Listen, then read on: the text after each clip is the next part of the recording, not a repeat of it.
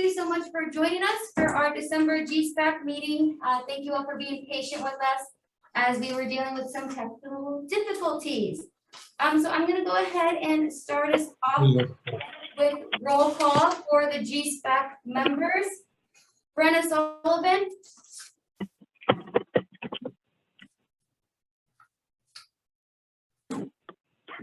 Yeah, I did hear her earlier. Good morning, I'm here. Good morning, thank you, Brenna. Pat Scully. Here. Hi, Pat. David Weiss. Present. Present in person, thank you. Peter Windrum. Here. Good morning, Peter. Good morning, Marina. Kyle Reams. Present. Good morning, Kyle. Morning. Sarah Ryan. I am here. Good morning, Sarah. Morning. Scott Hornick. I'm here. Hi, Scott. Valerie Nixon. I'm here. Good morning, Val. Good morning. Guy Hoyt. Here. Present in person. And just to make sure everyone knows who is present, let's go ahead. We do have some friends joining us in person. If you could please introduce your name. Joan Moss, Thank you. public. And then if you could please state your name. Nancy Hardy, I represent the Holiday Cove Homeowners Association. Thank you, Nancy. And then do we have any public members that are joining us via Zoom?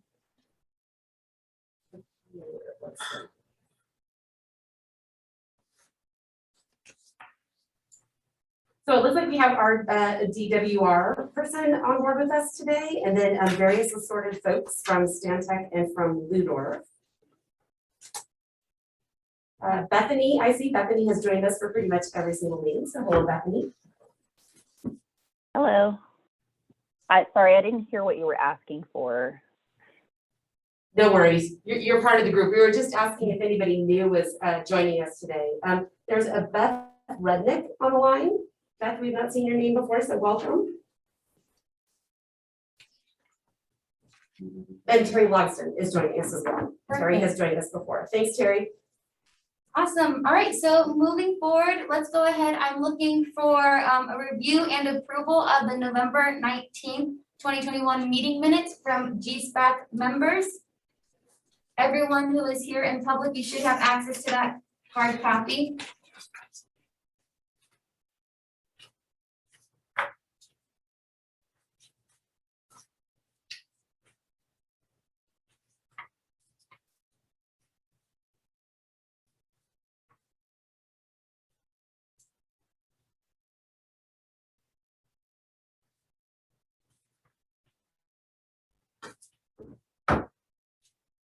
Are there any comments or questions from any of the Gspac members regarding last month's Gspac meeting?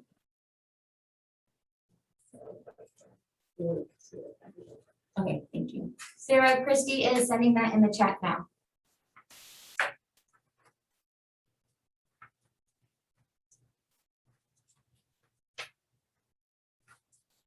Well, actually, I do have at least one comment. I sent in 3 comments on the minute summary, and I was just told minutes ago that they had been changed, but in 5.1, under the hydrologic model, there's a comment from me in the last sentence is there's too much water in Scotts Valley, and I amended or corrected that to say there's too much water in Scotts Valley at some times, but it's not on here like that, right? I wonder if did the ones that get printed off, were they the ones that got sent earlier, or were they the ones that were posted this morning? They could have been the ones that were Okay, earlier. yeah. Let me check that. I'm pulling that up right now, so let me check to make sure that the ones that are posted have those 3 changes that we sent in. Okay, good, because I thought they were, all of them were, well, one of them was just about how they described me, but they were substantial differences of meaning. They weren't just trivial.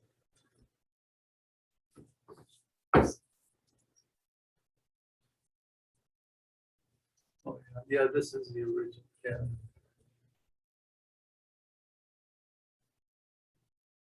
That's in the chat really quick, and then we'll check those for you. And then did you have any other comments or questions, Sky, on those as Christie's looking into that for you? No, just for the correction or the comments, like corrections that I submitted, I didn't have any other issues. Are there any other questions or comments on the minutes from the Gspac members?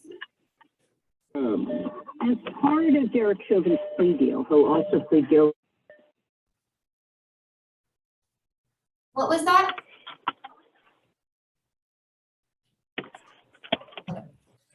All right, are there any questions from the public?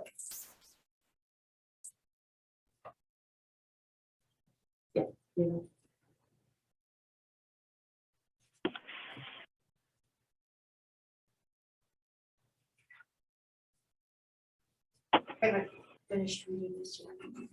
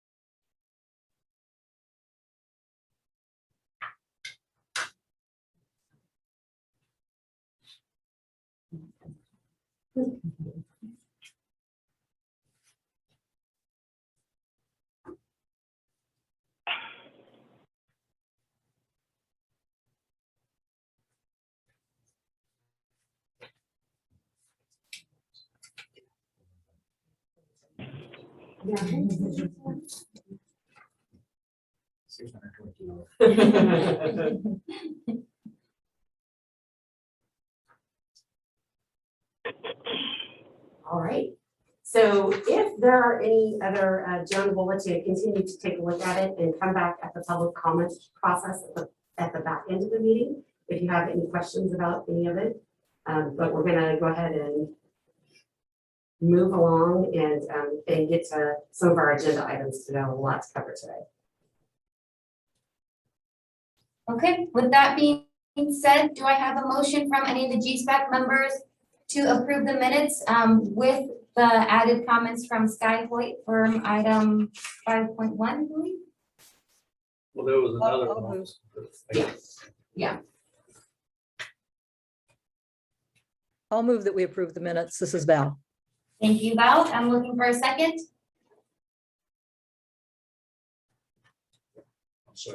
Thank you, David. All right. Minutes have been approved with the included comments. So I'm going to go ahead and move on down to item 3.1 for a very brief update on current groundwater conditions. So just as a refresher from our last discussion, it was requested and recommended that the county have some sort of process and documentation in place for any dry wells reported, whether we have substantial information or not, just so we can keep that knowledge internal and we can share with the community.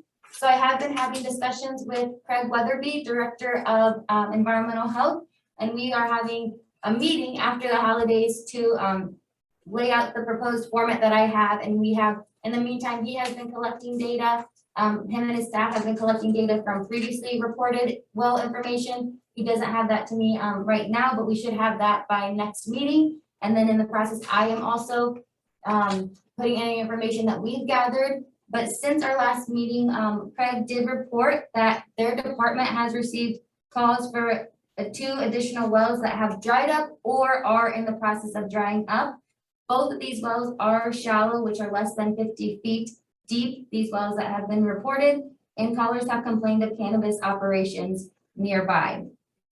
Environmental Health did also receive a call from a property owner whose well was currently fine, but they had raised concerns about a permit from his neighbor for a new well, which they felt would dry out his well. So again, we're getting these informal reports, trying to collect as much information as we can. So once I get that, all those documentations, again, include that into an Excel document, I will share that with folks and show the work that the information that we've collected to date. Again, just trying to better understand any wells that have been reported in our area, whether we have sufficient information or not. Are there any questions? Sarah Ryan has one there.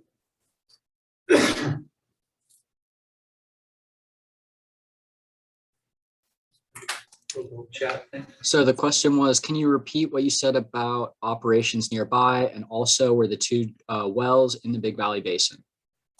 So in terms of if they were in the Big Valley Basin or not, Craig was not able to give me that information. I don't believe they had that. These were reports that their wells were going dry, but they did not provide information on where those wells were going dry. Again, we're still interested in collecting that information. So hopefully down the road, if they do feel comfortable reporting us with those specific locations, we can get that information. And then related to one of the reports that they had got for a well going dry, they did receive a call from a property owner whose well was currently fine, but raised concerns about a permit being issued to a neighbor for a new well, which he felt would dry out his well. And then also with those reports, they received complaint of nearby cannabis operations. Again, they were not reported of where those wells were at or where those cannabis operations, that was just the information that I had gotten. But if I do receive clarification on that, Sarah, and everyone else, I will make sure to pass that along. Again, just trying to get what information we can from callers.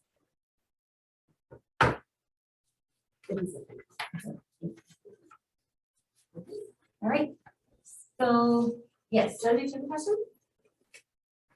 I'm reading this here, and I asked about if the water is contaminated. Teasdale clarified that the water budgets do not take into consideration water quality. I think that somewhere along the line, water quality needs to be addressed. And then she is unsure how water is measured for the water budget. Teasdale explained the data is extrapolated. I have trouble with extrapolated. I don't know what that means. Can someone explain that to me? Extrapolated? From the model. And water quality is part of the GSP, Joan. If you want, when we have a break or after the meeting, we can show you specifically the different places in the GSP where water quality is. So Okay. water quality is not in the water budget per se, but there are other parts of the GSP that is. Okay, because I have a letter from the things I handed in as public record. I have them back. Thank you. And the introduction for the 2006 Water Sustainable Management Plan mentions geothermal water contaminating the water. It mentions it many times. I'll read it. I'm going to read the introductory letter when I get a chance to. For We my have our input. public comment period at the end. so Yes, you yes, can but certainly- I think it is very important. Okay, So we'll help you find where those water quality parts are, so that you can see it. We'll grab Sky's hard copy there. I've got the copy too. Oh, okay, we'll show you where it's happened. perfect. All right, so we're gonna move on down for a quick update on the technical support services. I'm gonna pass this over to Will and Eddie. Megan, can you pop up the slide deck, or I don't know if somebody from the Stantec team can do that? And then can you go to presenter view?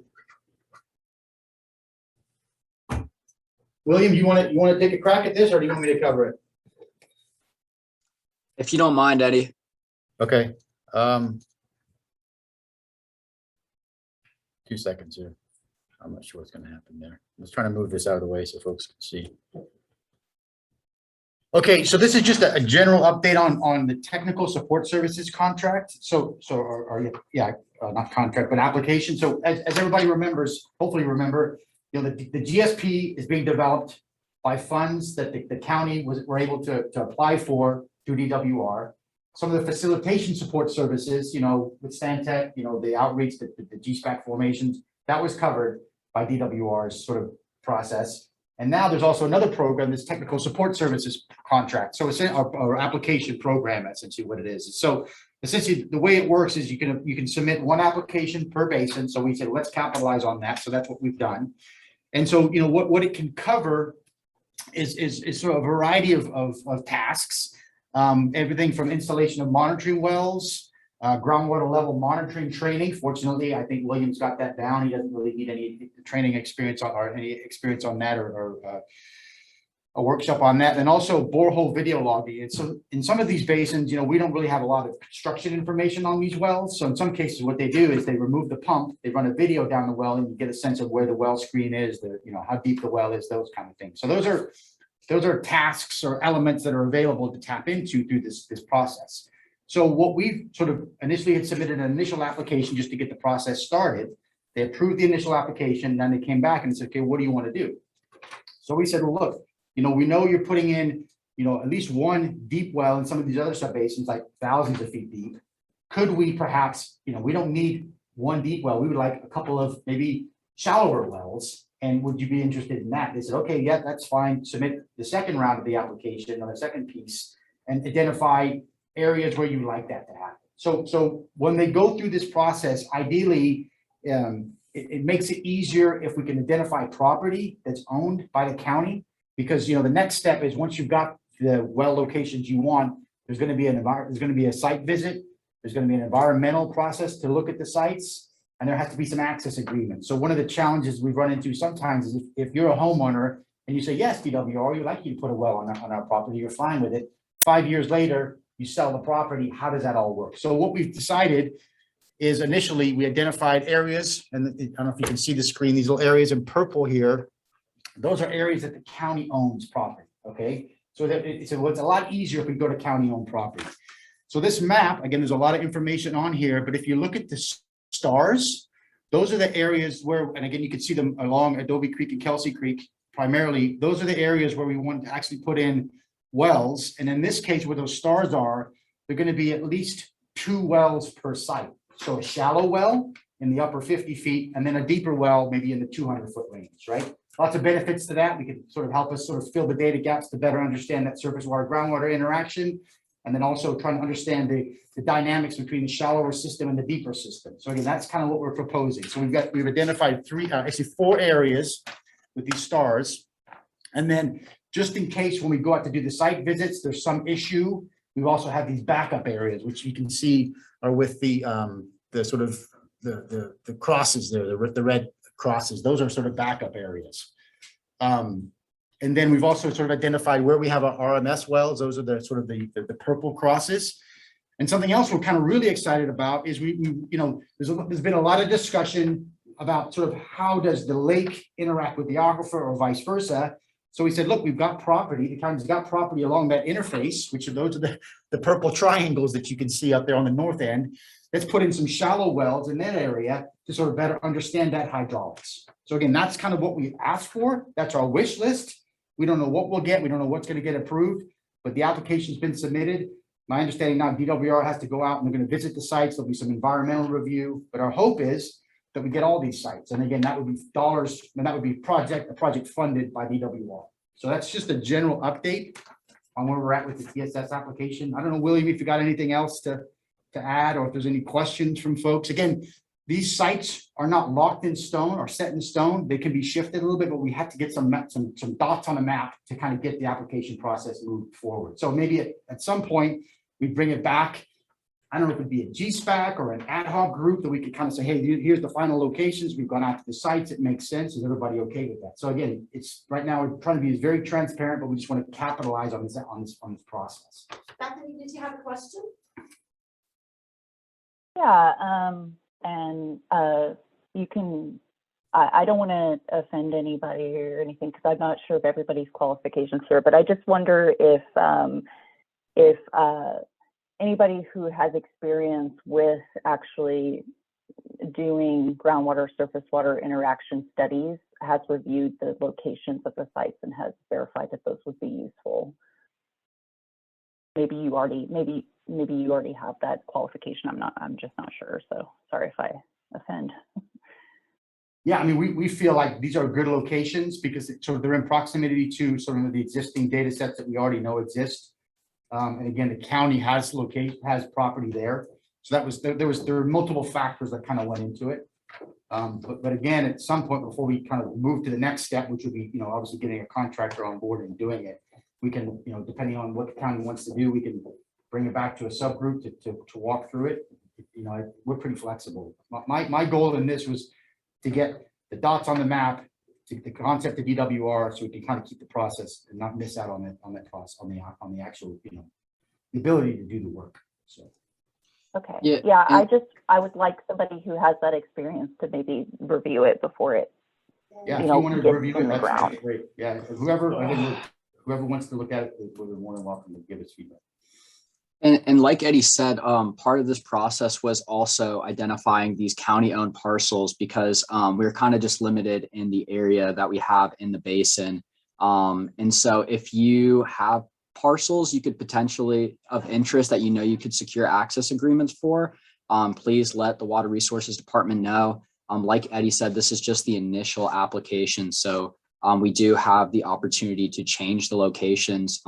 From our understanding with DWR and from our initial talks, they were looking to actually be drilling these wells by next summer. So we still have like a 6-month period where Eddie was saying that the DWR staff will come out and review the site, make sure it's fine for drilling. And then by next summer, hopefully we can have some of these wells installed in the basin. Gary, did you have a question? Yeah, these creekside wells, now, how close are these to the creek? I mean, right to the center line of the creek? No, we're gonna, we have, that's part of the site visit. Right now, we're just looking at sort of a GIS shape file. So once we get out there, boots on the ground, there's gonna have to be some setbacks from the creek. Well, what's the goal? Like 50 feet or I mean, if we 500 could- feet? No, if we could get it within 50 to 100 feet, it would be great. But again, we just have to go out. We haven't gone out and sort of field verified any of these. So locations. as close to the center line as feasible. Would Exactly. that be correct to say? Yeah, exactly, to understand that sort of that dynamic. Yeah. David? And is there any thought given to going deeper than, say, 200 feet? Most of those wells in the valley, Right. our experience is 200 is kind of where the sweet spot is. Yeah. How about deeper? We could, and the question was, how deep can we go? And we want to really capitalize on it. So one thought we've had is maybe on one of these locations, we punch it to 400 feet. We look at the lithology. We're going to run some downhole geophysics, see what's there. And if it makes sense to have, you know, 3 wells in one location, then just understanding we might lose another one. So we're pretty flexible. I think there is a limit sort of on the total drilling depth. So through the grant. All right. We're running a little late on time, so we need to move on to our next piece. We can talk about any progress made with the TSS in the January Gspac meeting as well, so we can give greater amount of time to that. All right, so now we're gonna move on over to the draft groundwater sustainability plan public comment summary. And then Megan, please go ahead. Yeah, hi everyone. So I wanted to give you an update on the public comment process. So if you visited the website, the Lake County's website, you'll have noticed that over the past 6-7 months or so that we've been releasing the Gspacs or the GSP sections as soon as they're ready. So up here, I've listed the dates that they are available for public review. Sections 5, 6, and 7 were reviewed by this group here, the Gspac, prior to the public draft released. And then the GSP, the whole section, you can see it all at one time, was available on the website from November 12th through December 3rd. It's still on the website right now, but the public comment period has closed. And I want to also reiterate that there is another opportunity for a public comment window. DWR has a 75-day public comment window. So once you see how we've addressed the comments that you've all put in and have the document ready, you can add additional comments in that 75-day public comment window. And I just also want to note that on the sections that we did release several months ago, we did not receive any public comments. Then for the full draft public GSP, we received comments from 4 entities, a member of the public, the Lake County Community Development Department, several NGOs who wrote 1 letter combined, and the Big Valley Band of Pomo Indians. There were about 67 total comments, noting that some of the comments were in a letter form. So we took the main question or concern from that. So that's why it's about, and not an exact number. And these comments and our responses to them will be part of the public record. They'll be posted with the final adopted GSP as part of the supporting information on the DWR's GSP portal. So you can see how, we are responding to every single comment and providing background information or making updates as necessary. So now just to give you all an understanding of what those comments look like, here are some of the themes and the topics that we heard about. So updating the basin characterization, we got more information about cannabis growth in Big Valley. We also added the Kelseyville area plan. Additionally, there were some questions and concerns about water quality. Joan, I did read your comment about the water quality concerns, and we're addressing that. GDE identification, explanation of undesirable results as it relates to disadvantaged community or DACs, the environment and tribes, monitoring of interconnected surface water, as well as the minimum threshold for depletion of interconnected surface water. So we have compiled all of your comments into a single spreadsheet, similar to how we've done in the past with the other Gspac comments, but this time it's public comments as well. And we're responding to them, and all of that information will be available. So that is, I think, all I have for the public comments period. So we can move on to the next section. Maybe you have any questions about public comment? Well, I had a comment. I want everyone on the advisory committee to know that I requested soon after the public comment period ended, I requested the copies of all the hard copies of all the public comments to be sent to me to review. And I've been denied access to that. And that's been a hugely alienating experience. And I could go on and think about that, but I think it's important to know that there's been a certain amount of filtering of information that's available to me that's been, again, alienating. And Sky, I want to address that from a public comment process standpoint, that we are following the exact same protocols that we've done for our other public comments, where we work through them to address them first before we release the matrix of all of it. It is not a standard practice to turn out those until the public record gets assembled together of them. Nothing's being kept from you. We're trying to filter through all the information to put it in that matrix to address it. So it is going to be part of the total package, all of it. We can show and share the matrix of how we're going through each of those different comment periods, but it wasn't a denial of that information. We're trying to compile it and put it together, and it does become part of the public record. I think the other thing, When are Scott, we gonna be able to read that? When the next updated draft of the GSP gets put together, it will be part of that package together. So one of our issues that we ran up against is December 3rd was the cutoff date for when people could respond. And we actually ended up taking comments through December 10th.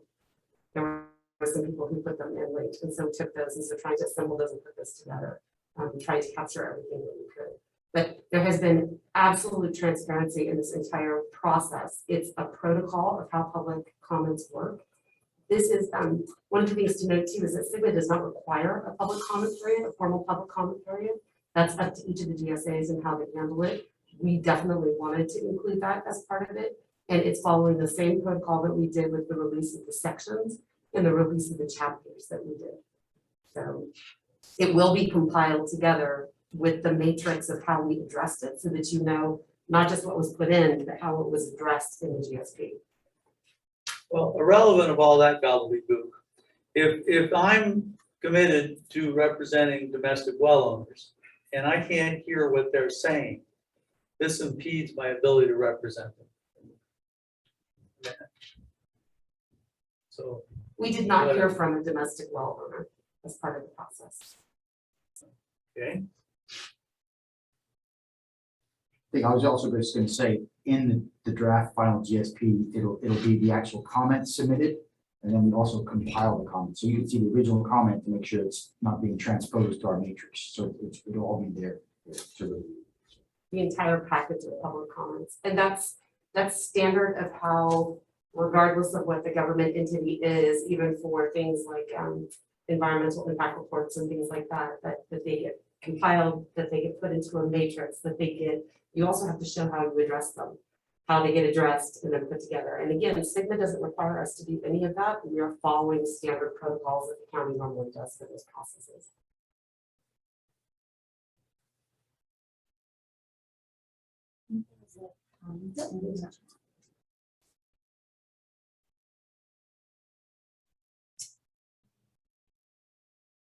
Sarah said, sorry, I'm just reading through the couple others here. Big Valley Rancheria requests to be told who from the consultant team with experience studying, oh, it's the interactions. Sarah's is reflecting back to wanting to know who on the consultant team with experience studying groundwater, surface water interactions with reviewing placement of those wells. So back to the TSS is that. And Sarah, yes, we will do that.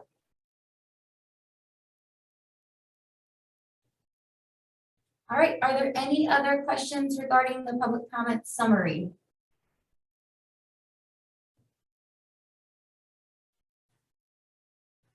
And thank you, Megan, for doing that. Megan has spent a good amount of her time compiling those, coming up with how we will address them, what ones are similar, what ones are different, what new information we've gotten, and all of that.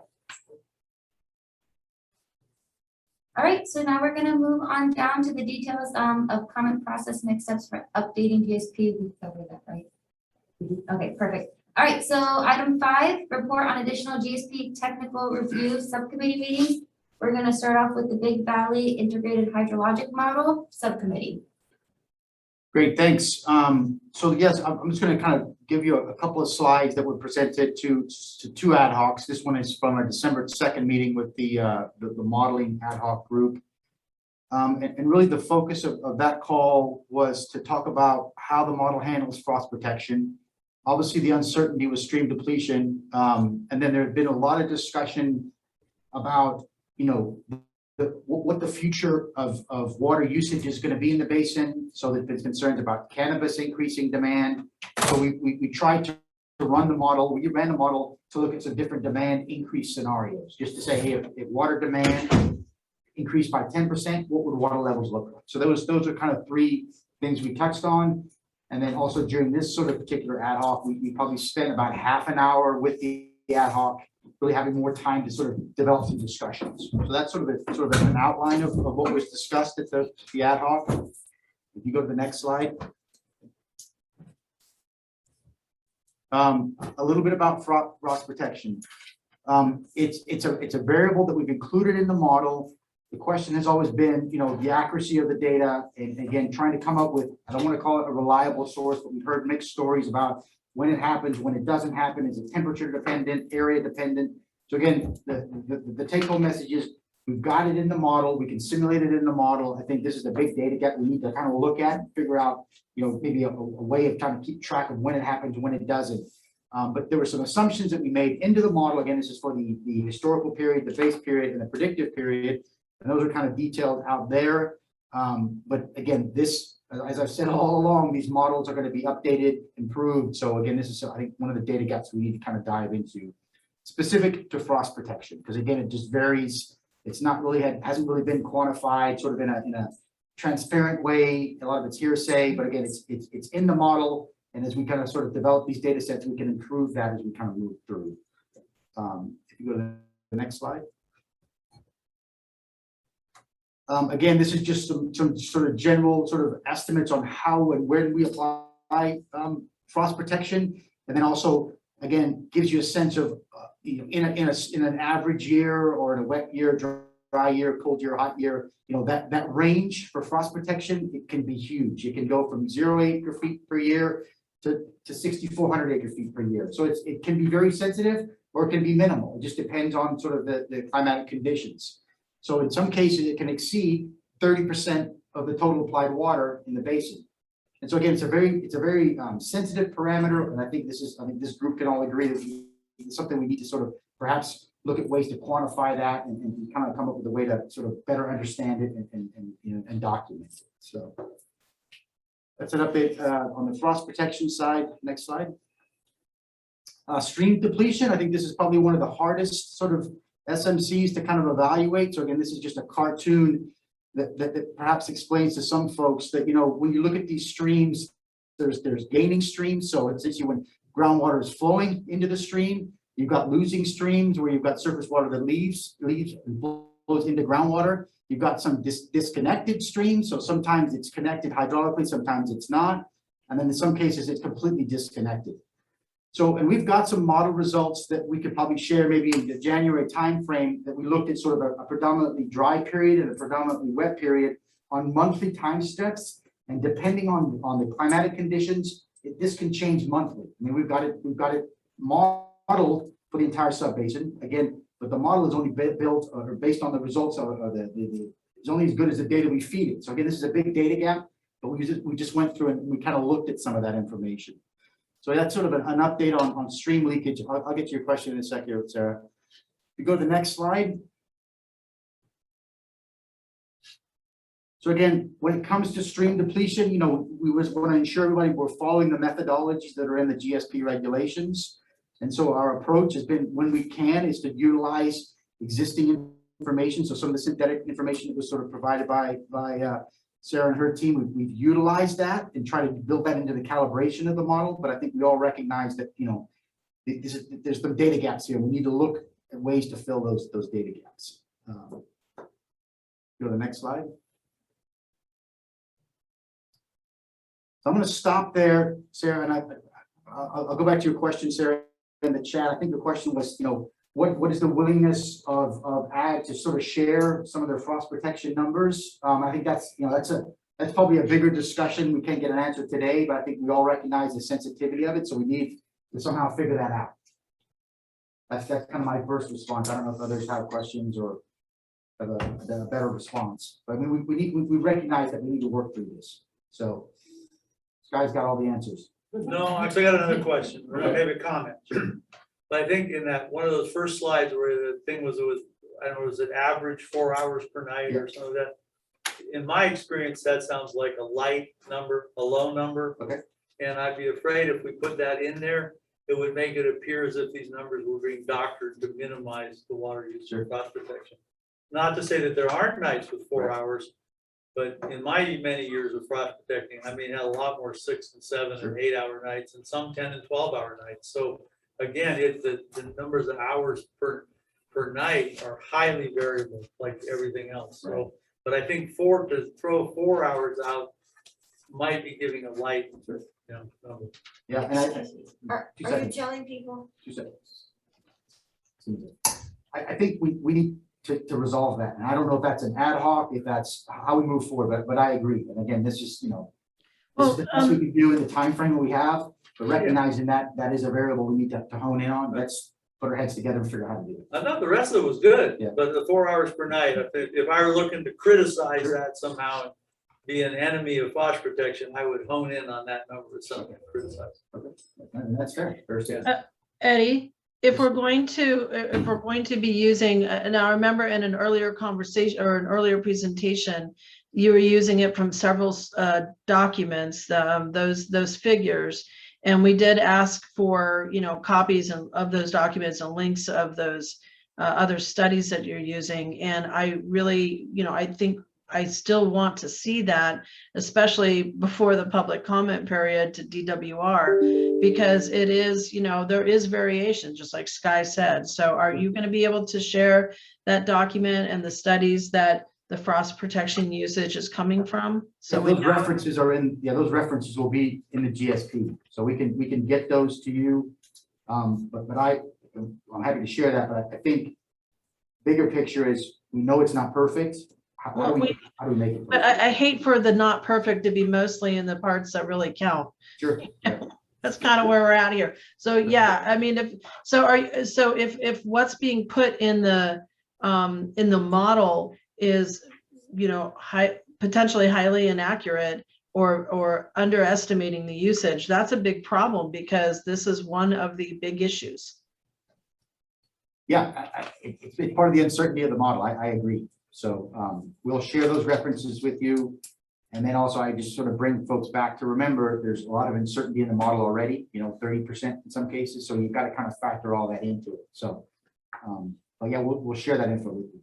Eddie, I just want to add here, for the GSP submittal process, we're required to upload URL addresses for all of our studies. And if it's publicly available, and if it's not publicly available, we have to upload the actual document itself for all of our resources that we used. And so, Sarah, that will be made available as soon as we upload the final GSP. And then after we upload the final GSP is when that DWR 75-day comment period starts. So you'll have an opportunity to look at all of the resources that we used.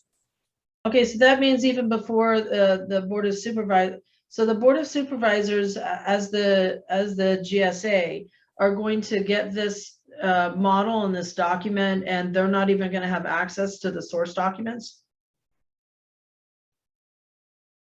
So right now, all of our references that we used are available in section 8. You can see the whole list there from the main body of the GSP that is listed right now. And when there is an available URL, it's posted there. As for the appendices, those have their own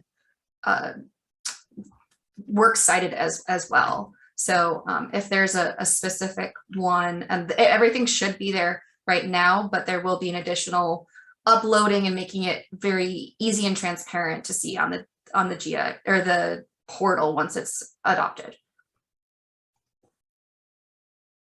Okay, thank you. So Sarah, just to try to help you understand the frost protection thing a little more, one of the really unresolved questions is what's the fate of that water that's applied during frost protection operations? And I don't know of research-based stuff on this, but my sense is a tremendous amount of that water returns back down to the water table, particularly during repeated nights of operation and long hours of operation. And so, I mean, that is an important question, is what's the fate of that water? And practically when I was out applying frost protection water, one of my big concerns was, is a prolonged wet root system going to damage the crop? And we're actually hoping that the water moves through and planning that it's moving through and going down deep. So depending on at what point in the subsurface percolation you think it becomes groundwater, I would say that a large percentage, and I don't, again, not research based, but just looking at this, a large percentage of that water returns to the groundwater.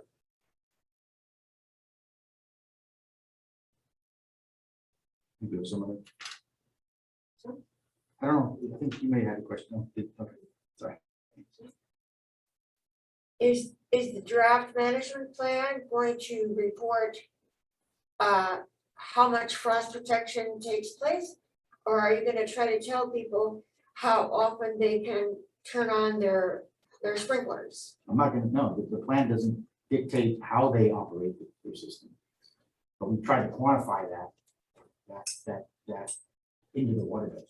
So Because the people who do the frost protection are gonna be pretty defensive if you try to tell them how much. we're not doing it. We're not telling them how to operate their system. We're not telling them how much water to pump. There's none of that in the plan. Okay, you're just gonna say that it happens. We know it happens, we try to quantify it, we know so it can be a sensitive parameter. And, we don't have all the answers, but we're looking to try to work towards filling those at some point. Do you have a companion to that, or is this all for your updates for the? Oh, no, I gotta subcommittees you keep, have? I gotta Okay, keep yeah. going. Sorry, so I'm getting the ugly eye from Christie. Quite a So, bit behind time. so another thing that came up was sort of on the demand management. So again, the graphic you can kind of see in the upper left is, this was some information that came out of the county on pending and permitted cannabis areas. Now, keep in mind, just because you have a large green block, that doesn't mean the whole area is planned to have growth.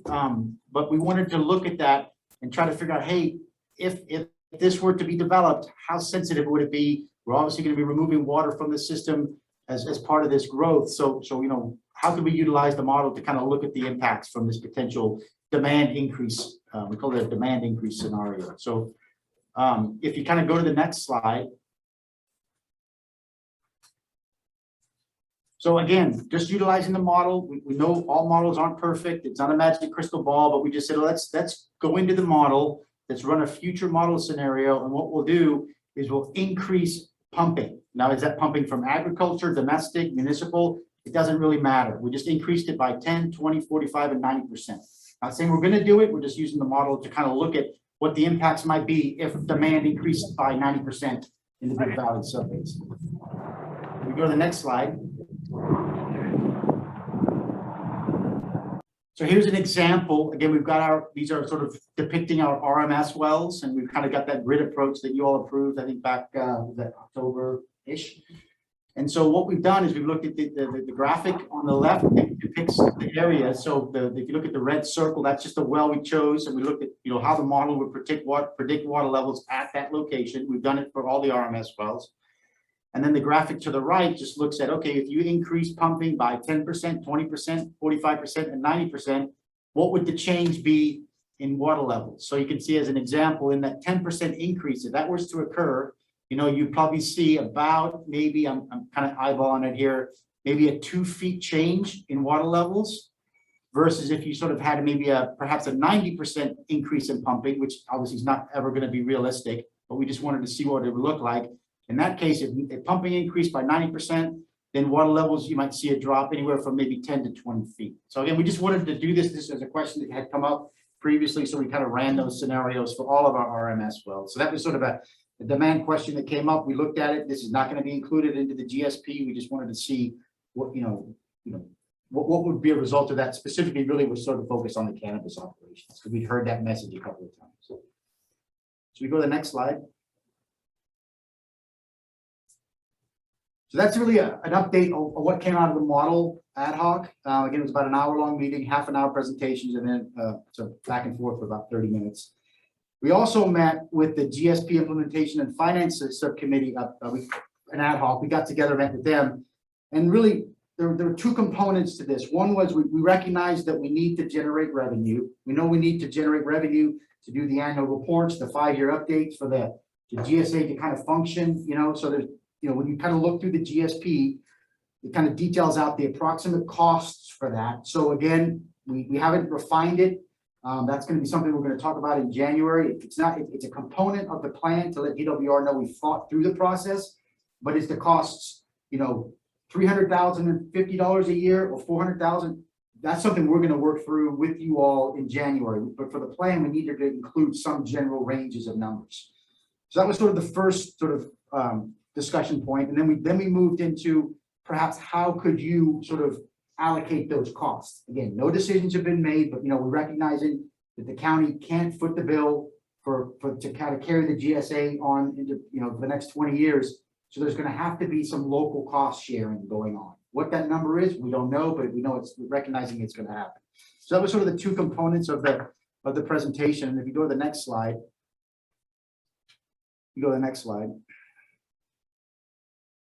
It's going to kind of speed up a little bit. So if you kind of look at what's needed on an annual basis, this is for the annual reports that are required, to continue working with the Gspac, the outreach, the county's going to have some additional involvement with water levels, water quality, subsidence monitoring. If you kind of add that up, can you go back to the previous slide, Megan, please?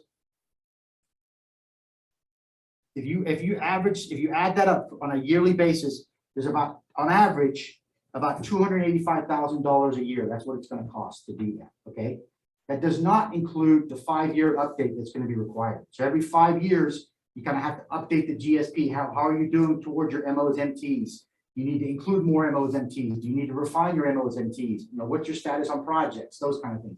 So that needs to happen every 5 years. So to go to the next slide, when you start looking at the GSP 5-year update, again, that cost could range from $350,000 to $800,000. In some cases, we're doing the entire GSP, which remember is about a $1.3 million effort, but you kind of have to bring everything back up and sort of report to DWR on your progress, in addition to what's happening on the annual reports.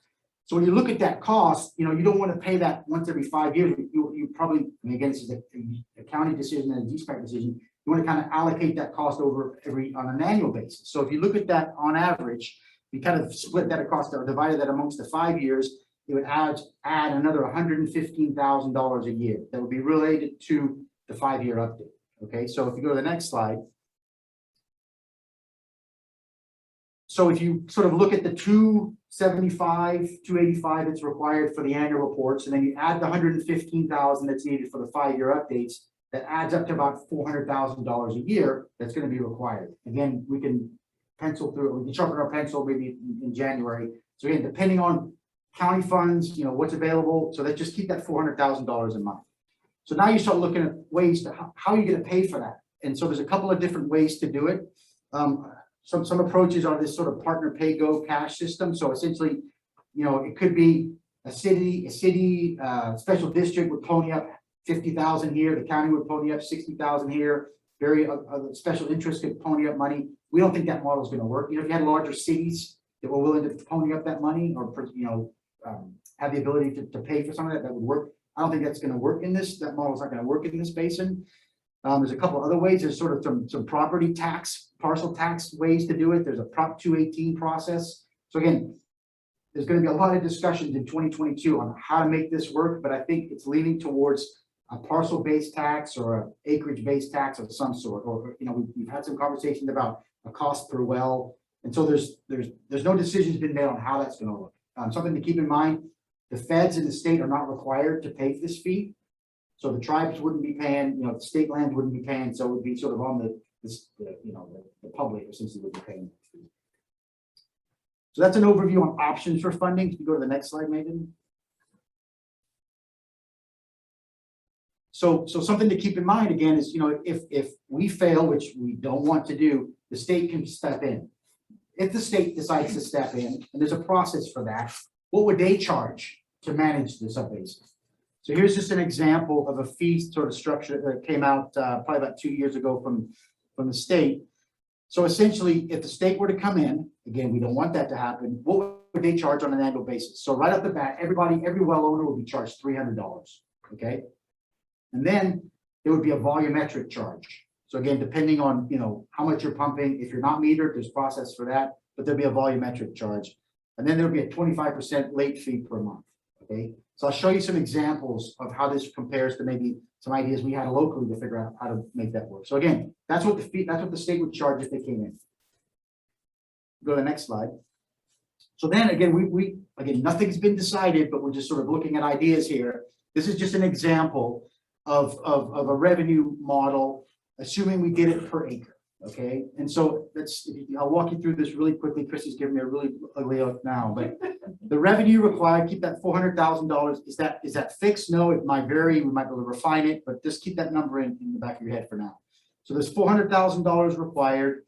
There's about 24,000 acres within the Big Valley Subbasin. Of those 24,000, about a quarter are irrigated and 3/4 are not irrigated.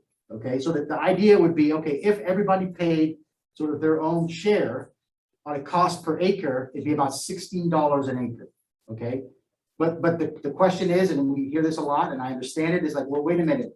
Why should I pay the same per acre as somebody who's irrigating, who's generating revenue off their land? So if you just look at having that fee for the irrigators, so essentially you're taking the 400,000 and dividing it by the 6,000 acres, that would work out to be about $63 per acre, right? If you just have the irrigators pay the entire piece. But again, the argument you're going to hear from the irrigators is saying, wait a minute, we're happy to pay our fair share, but everybody's benefiting from this plan, so everybody should pay a little bit. So the next sort of items below that, again, nothing has been decided, but we just said, well, what happens if you are non-irrigator? Would you be able to pay 50 cents an acre? If so, that would generate, a little shy of $10,000 per, towards the GSP. And then the irrigators would be on the hook for the 391,000, the difference. So if you went with that model, the non-irrigators pay 50 cents, the irrigators would be paying $61 an acre. And then there's a couple of other examples in there. So again, we ran this scenario on a cost per acre. We looked at a cost per parcel. We try to even look at it a cost per well. So there's lots of options. And again, there'll be a lot more discussion, as we kind of move through the GSP process. Once we, let's get the GSP submitted. We're okay with the first annual report we found out last week. So we'll work through the process, and I'm guessing June, July, there'll have to be some decisions made. The other thing that has to kind of be factored into this is there's the legal aspects, right? So at some point, county council is going to have to come in and say what's legal, what's not. So I know that's a lot, but we just wanted to present it. Some folks are not really bringing this up until after the GSP submitted, but recognizing there's going to be a cost to make this thing move forward. Fortunately, the GSPs have been developed with grants. We know the projects and management actions, the higher dollar items, those are going to be, those are going to be funded through grants. So it's just, this is the annual reporting and the operational piece. So with that, if you go to the next slide. Eddie, really quickly, Scott put in the chat, Scott Hornan, who's one of our Gspac members. So you would force well owners to install a meter. Is this a one-time fee per acre or a yearly cost? Okay, so if we can, continue to maintain control, there's going to be no meter. So we're not charging per acre foot. That would be if the state stepped in. So we're not suggesting there's going to be any fees per acre foot. This model here is just strictly per acre, not per acre foot. That makes sense, Scott? I was just curious, well, is that fee going to be a one-time fee, or is it going to be where you're charging 50 cents per acre or 20 cents per acre or 10 cents per acre? Is that going to be a one-time fee that you charge, or is that going to be a yearly thing that's assessed on them, or what? It'll be annually. There'll be an annual fee. Okay. But again, this is just a concept. No decisions have been made, and it'll be vetted through you all as you kind of work through this process. And all of this. That low fee is probably more than what property tax would be. That's pretty hefty. Yeah, we've got these costs per parcel, which is kind of how the property taxes are set. So we've got these models, and again, at some point, we'll regroup with whoever's interested, and we'll work through this process. But this does not need to be detailed out in an absolute plan by the time the GSP is submitted. What the GSP does is honor the fact that something's going to have to be done with funding, but then it comes back to the public process of working through that. So My understanding is DWR doesn't really care how the plan is implemented, like the cost to implement it, as long as it's being implemented. So they kind of put that back onto the stakeholders, which I think is the right way to do it, saying, hey, you guys agree to do the plan, you need to fund it. So, go to the next slide, please, Megan. I think I'm done. I wanted to share this again. This is just so folks can kind of see, hey, if we did it on a per well basis, what would it look like? And so we just looked at it. Hey, if all wells had to pay, we recognize, you can see the total number of wells just shy of 1,000. Again, is that right? We don't know. That's just based on public data. But if you look at it on a cost per well, it'd be about $450 per well per year. If you just shifted those costs only to irrigation and municipal, then that would be the price. So again, nothing's been decided. Just these are just some concepts to kind of get out there. So now can you go to the next slide, please, Megan? There you go. I think this is my last one. So I just wanted to kind of give you a comparison. So there's a lot of information on this graphic, but just sort of focus in on the sort of upper left-hand corner. So let's just say you're a well owner and you've got, one well and you're doing a little bit of irrigation. So it's assuming 10 acres. So one well through DWR would cost you $300 for that well. And then there'd be a cost per acre foot. Now, if you're not monitoring the flow, then there's some ways to extrapolate that. But if you looked at, assuming an application rate of 3.5 acre feet per acre, it's a little high, but let's just assume that, then you're looking at about $1,400 per year if the state stepped in. And then if we went with a similar model where everybody paid their own, sort of the equal share with 10 acres, it would be about $168 per year. I've got some different scenarios so you can kind of see as you increase on your acreage. So the next example over is, well, anyway, yeah, so I'm not sure what happened there, but it's just some examples to show you. So it works out to be about an order of magnitude. It's kind of what we've seen in other plans. If the locals can kind of control the costs and avoid the state intervention, it's about an order of magnitude on you'd save on the costs. So, and again, perhaps if the county through some other funding mechanisms can cover the first 200,000 of that 400,000, then that would just lower everything. So again, there's lots of discussion that needs to happen as we move. So again, just concepts. I know it's going to leak out. Folks are going to be complaining about these costs, but this is just concepts. Nothing's been decided by anybody. So go to, now, Megan, can you go to the next slide? Yeah, I'm not sure what happened there, but we're done. We covered that already. So sorry, Christy. Yeah, we are running 25 minutes to 30 minutes behind our regular schedule, but Sky, did you have a question? Go ahead. Well, on the comments, really, you know, I studied ahead of this financing meeting and I attentively listened and I thought about it tremendously afterwards. So, couple of things is, you know, while I was in the meeting, I thought, wow, $400,000 a year for a stable basin and a relevant number of dry wells. This seems like a lot of money to solve a non-problem.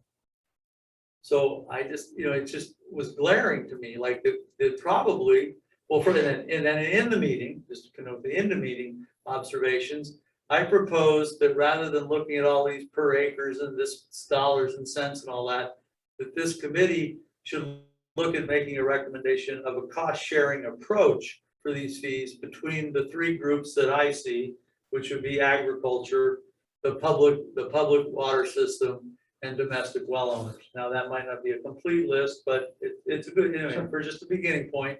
And I suggested, just to begin discussion, 60% for agriculture, 20% for the public water system, and 20% for domestic well owners. But using, and then trying to develop a fee system that would create that kind of cost sharing. Sure. So that was a concept that I had in there.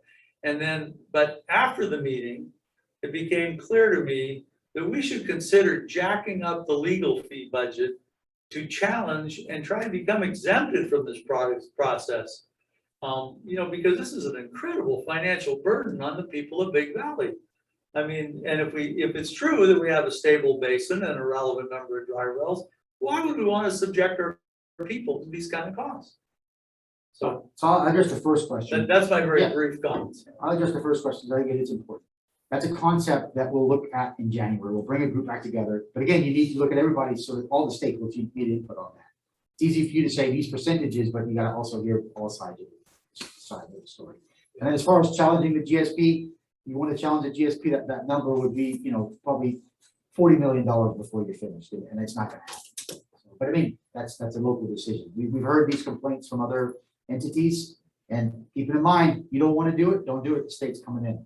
So that's the you know, those are your two options: manage it locally or have the state come in. Well, I'm sure we'd have to start managing it locally, but in the first, you know, we're putting out a 5-year budget. I mean, and you know, if there's any way to get out of it, we should be really sure about that. Because I mean, we have a stable basin, right? That's what you keep telling us. And we have it. No, he's also said that there's a lot of unknowns. Yeah. And there are wells that are going dry, and even with you know, any sort of increase of pumping and with climate change, we are going to see dry wells, and we're going to see some unintended or, you know, undesirable impacts. So I don't know why you keep saying it's a stable basin when we have those unknowns, plus when we factor in those things, we are going to have issues. But the good thing is, Sky, to address that is that I think that there is lots of opportunity to come back around the table and to have those discussions. Once the submission of the GSP happens, then the attention turns to those kind of parameters and really hammering it out. And the great thing is that is a fully public involvement process that would have to happen, both from county protocols, but also as a continuation of what Gspac is doing. Hopefully we'll be able to continue Gspac in a way that the conversations can be had there, and then also companion meetings for each individual thing, much like we've done already. Okay, we really have to move on, really. So, all right, Ibrahim, are you kicking us off here?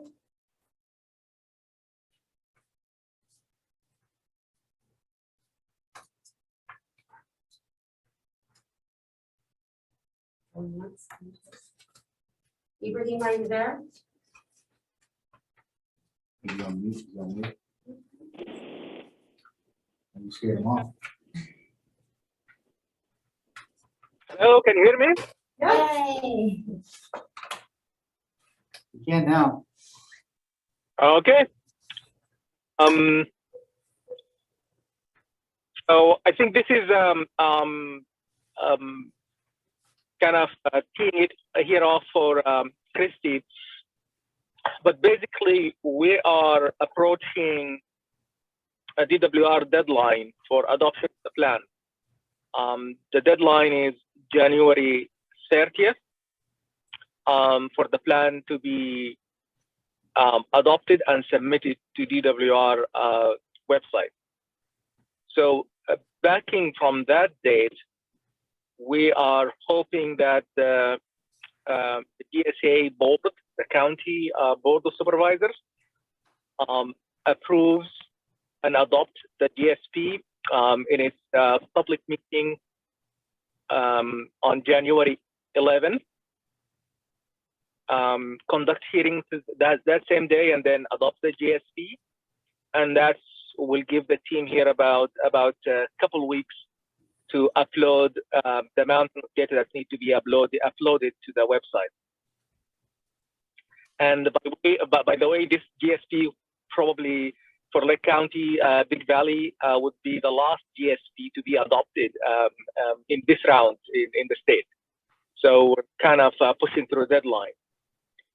We have 2 weeks until the holidays, and today is our last Gspac meeting. And so we were hoping that based on the public draft, we get guidance from the Gspac members to make guidance, to provide guidance to the Gspac, to the GSA board of supervisors, the board, in terms of adopting the plan. And we would like to kind of take some time to kind of hear from each one of you here today, the Gspac members, in terms of how you feel about the GSP, and if you have any comments you want to have, or comments you have to record officially on the record.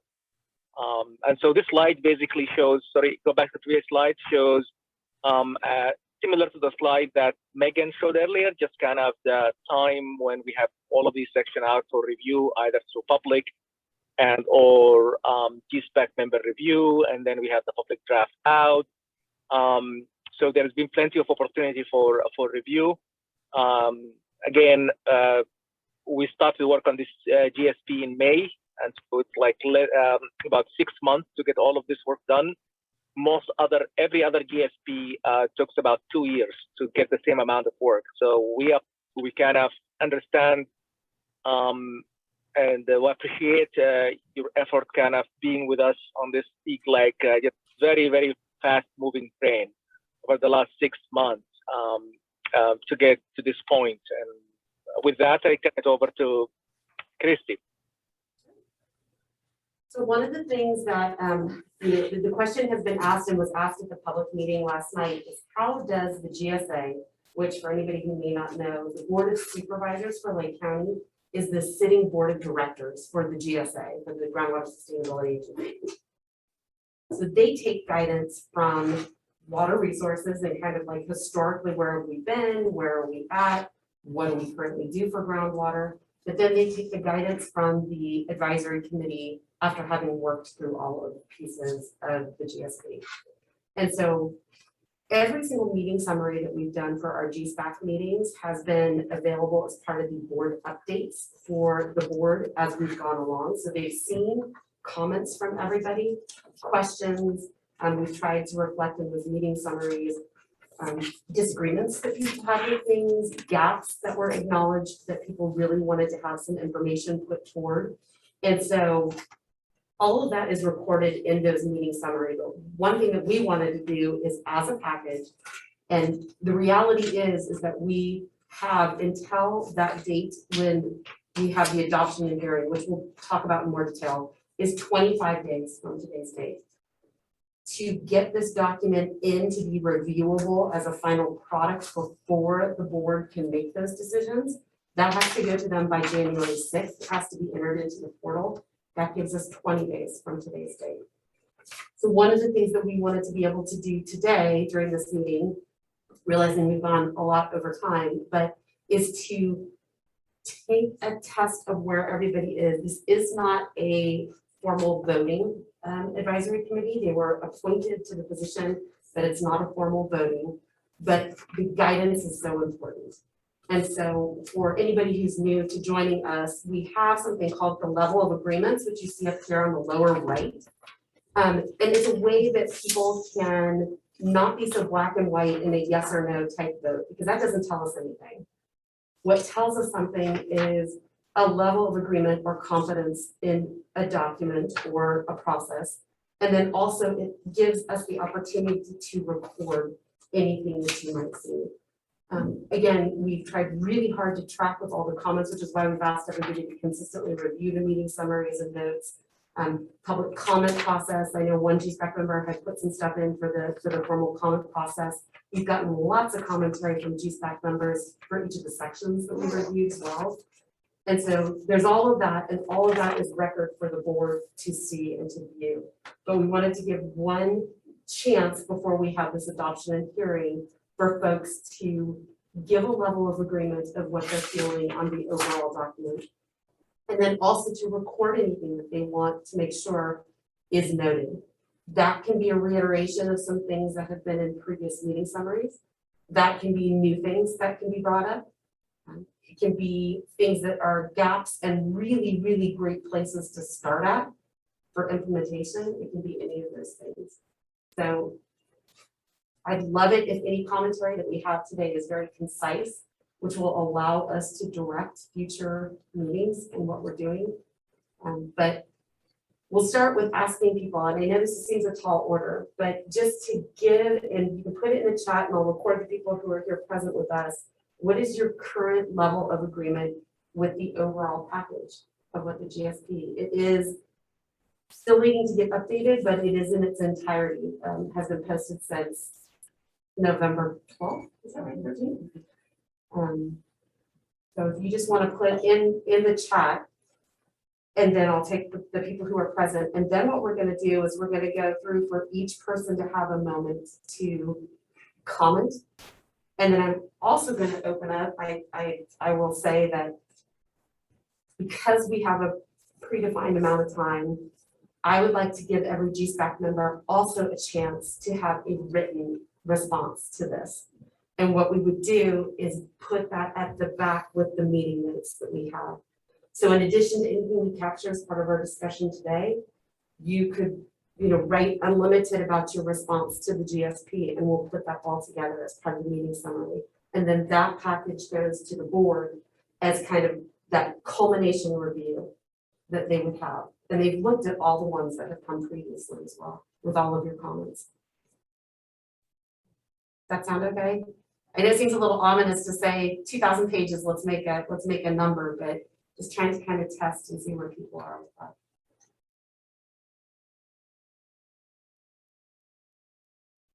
Okay. Agreed. Okay, I'm gonna put that in the chat here so that it's part of the record. And now the written comments, we're supposed to do this right now, or we do this No. post-meeting? Okay, great. I think one of the things that would give everybody a comfort level is to just have some time to process it. We are hoping to compile the meeting summary for this by next Wednesday, and then turn it back out to you all to look at and to review. And so then I'm going to stay close on the heels of that if we can get that letter. I don't like that we're coming right up against a holiday, and I want to give you all enough time to be able to do it. But shortly thereafter, we probably ask for it. And we're having group discussion? I thought We're we were going to, yeah. Not before the vote. No, Okay. just trying to get a number, and if Great. you want to change it after the discussion, we can do that. This is not anything, and it's not a vote, it's just kind of a confidence level of agreement. So. Amongst the Gspac, yeah. Bethany, I know that you put yours into, and we always appreciate it since you've been along for the ride for the whole. And these are things that are recorded. This would be recorded in a table. See those here? We can, yeah, or I can let people know. So Gspac members, if you would not mind, if you are joining us virtually, if you would not mind putting your number up in the chat, that would be fantastic. I've got Skies here with us is 3, and I'll go ahead and enter that.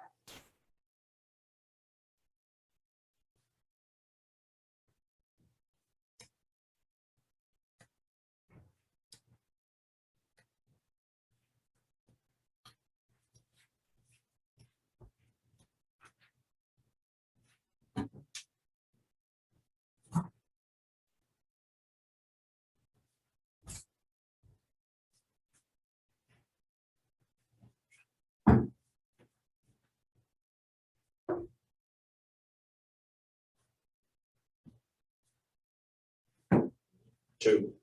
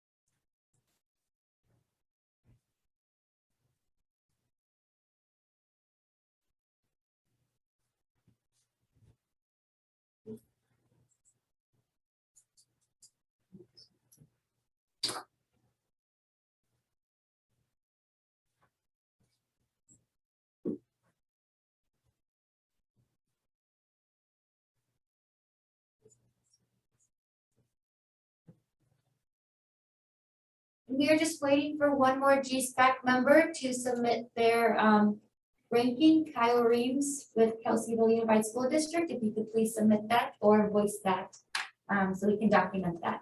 Thank you.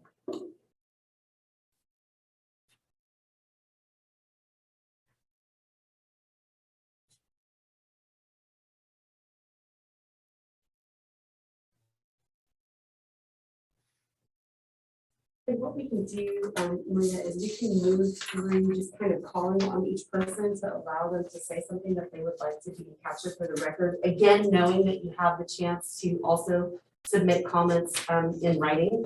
But just, for sake of discussion or for opening up, we'll go ahead and go down that. And Kyle, we'll just wait for yours as it comes in, we'll report it. But we'll just go down and kind of give everybody a chance to say something.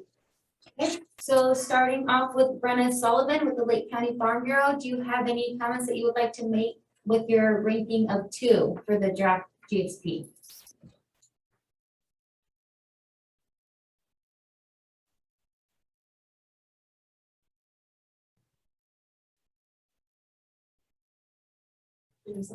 Well, we can just skip and then just go back.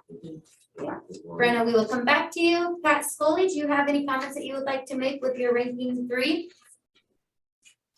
I'll submit some written comments, but generally I think we have a long way to go. And when we talk about the budget and how this whole scope of this project, I'd really like to see this dialed back to the minimum that we need to do to fulfill the requirements of the state. And, I think we can do that without getting being a lot more streamlined than what's being proposed. And that's my biggest concern on the thing right now. Okay. Thank you, Pat. We're gonna go down to David Weiss. Do you have any comments that you have you would like to make with your ranking of 2? I believe there are lots of holes in this, but I think the timeline we were given to deal with it, it's really remarkable. We've made the progress we have.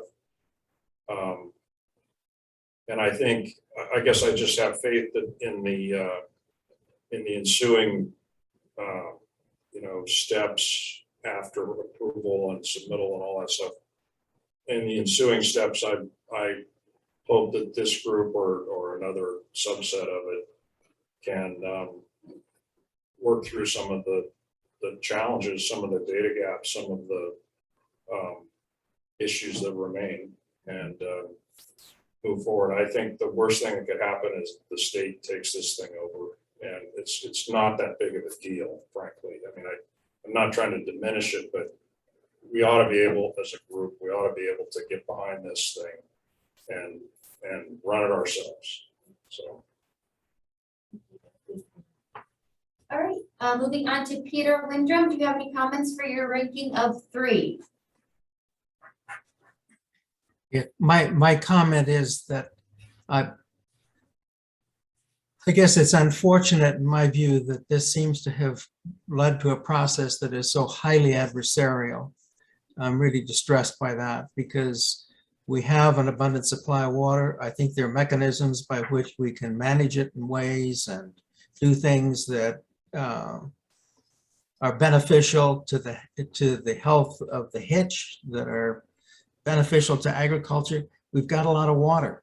It's a question of how it's managed. And I'm very, very discouraged by the fact that this seems to have been set up, and not set up, but the effect is this high polarization that is likely to lead to extreme animosities and not get us where we need to go.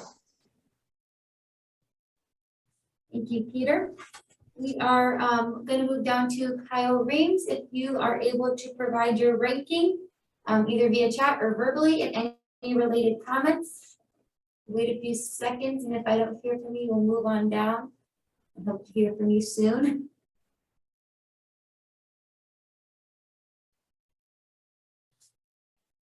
All right, so I'm going to move on down to Sarah Ryan. Do you have any comments or questions regarding your ranking of 6? Hi, we will be providing written comments as well. Just need a date for when those are due. A couple of things I want to point out. I mean, it certainly has been a good discussion process throughout this whole thing, but obviously extremely rushed. And in the rushing of this, in order to comply with the state, it has led to the fact that we got a model near the very end of the review process, and that model shows that there are up to 90% depletions of Adobe Creek flows in April alone. The projects that have been developed and the MTs that have been set are not reflective of what we're seeing in the model. And so and so we don't think it's going to prevent an undesirable effect of groundwater, surface water, depletions. Also, the fact that we don't have all of the seats that we should have in, to have a balanced group, and the fact that we're making decisions allowing wells to go dry, that a certain percentage of wells can go dry within the MTs. We don't have good representation here to speak on what those impacts are going to be for the people of the Big Valley Basin. Not all of them have much money to just dig a deeper well. And so because it's got all of these components that are going to have to be undesirable, we're going to have to reject it at this level. Thank you, Sarah. We're going to move over to Scott Hornick. Do you have any questions or comments regarding your ranking of 2? My main comment is it's just kind of a shame that we had to accelerate this so much and we couldn't have gotten, a year ahead of it. And the fact that we're not sure how we're going to fund it. We don't have the AEM data back yet to help refine and make that model better. Obviously, we will in the spring, and we can always come back, and we will, I'm sure, come back and incorporate that data into the GSP. But those are my main comments. Thank you, Scott. We're going to move over to Valerie Nixon. Do you have any questions or comments regarding your ranking of a 3? I almost feel like today went by so fast that I'm not sure I understand everything that you were discussing as far as how it's going to be paid for. The other thing I don't really understand is when we get to the minimal threshold and the red light goes off or whatever, the process really of how we respond to that. So I know we have plenty of water now, but there is the possibility that we wouldn't. So that's almost like I feel like I need an outline of how things would proceed if we got to minimal threshold act. And I also feel like, I guess it's the Brown Act that not being able to really sit down with everybody outside of this formal setting and talk has made it divisive. And so I wish there was some way that we as a committee could talk to each other outside of this setting. So I think that's all for me. Thank you, Val. We're gonna move over to Sky Hoyt. Do you have any questions or comments regarding your ranking of a 3? Well, I do think it's imperative that we do turn in a plan, so that's why I voted 3. But through almost every part of this, there have been things that I just didn't really sit right with me, and I suppose that's the way it should be.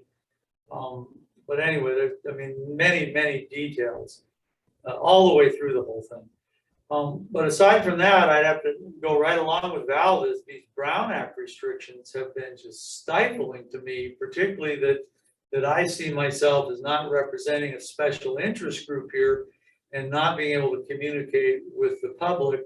For those of you who don't know, I've requested permission to talk about, in the public comment period, to talk about the issues on the radio show, and I was granted essentially a gag order, told that I can't talk about anything that would influence anybody's opinion, or again, as I call it, gobbledygook, long verbiage, but don't talk about it, is the message I got, and that was really disheartening. So you know, there's been problems for me with the content and the details and the process, but I do think we got to get a plan submitted. We don't want the state to take over. So that's why I voted 3. I just want to reflect it for the record as far as saying that you could not talk about it at all on the radio. I do believe I sent you a couple emails that listed out the things that could be talked about on the radio, but that things that were talking about opinions or trying to in any way sway types of responses or to encourage certain types of responses would start to get into the territory of being a violation of Brown Act. And it's a part of the sitting body's always challenge of having to do that. And I think that, you know, I can understand how you might see that as a gag order. And I think that really we're trying to protect you, because you would be the person who would be in violation of the Brown Act. And there's definitely things that you can talk about. You can direct people to the meetings that we've had. You can talk about, like, the public comment period. We could talk about what kind of comments people could put in and what is the process and what kind of input would be helpful and those type of things too. So there, you know, there are opportunities to talk about it, but there can't be any type of opinion formulation or anything like that. As Nicole, Deputy County Counsel, Nicole had shared with us at the beginning of this process. So, Sarah, I'll get to your question in just a second. Nancy, right? As a non-member, am I allowed to talk about it on the radio? You are. Yes.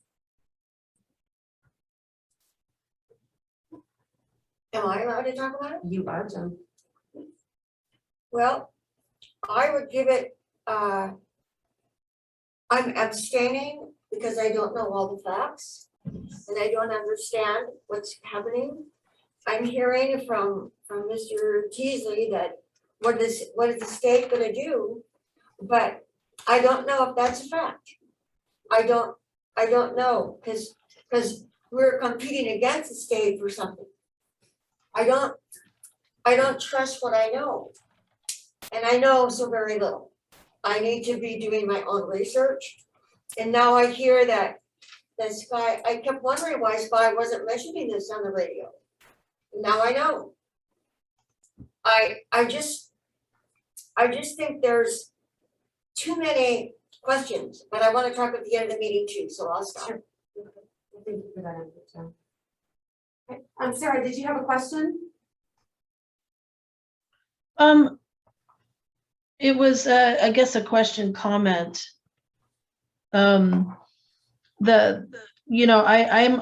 very surprised also that with what Sky just said about the limitations of discussing the GSP development. Because he was representing the domestic well owners, I think it would have been a perfect opportunity to really get some great input. And so if there are restrictions because of the Brown Act, even to discuss the content of things before they're finalized, now? I mean, when does that end in terms of his ability to get that input? Because I think it's really key. And he does a great job communicating too. So I hope he can. I 100% agree with that, Sarah. I am not deputy county counsel, and I can't speak to that specifically for the county. I don't even work for the county. But there is not a prohibition on talking to domestic well owners. That has always been available. The total gray area here is a talk radio program, the very nature of which is an opinion formulation. It's a kind of argumentation and a bantering around of ideas. If that could be seen as any type of, if you don't know who your audience is specifically, if other Gspac members were part and parcel to that or part of it or however, then that becomes a non-public noticed county meeting whereby things would be discussed. And that was the gray area, not his discussing it with domestic well owners. The domestic well owner outreach and discussion and however can be ongoing and can be as in-depth as one would like for whatever advocacy group or whatever group that you have that you've been charged with having outreach to.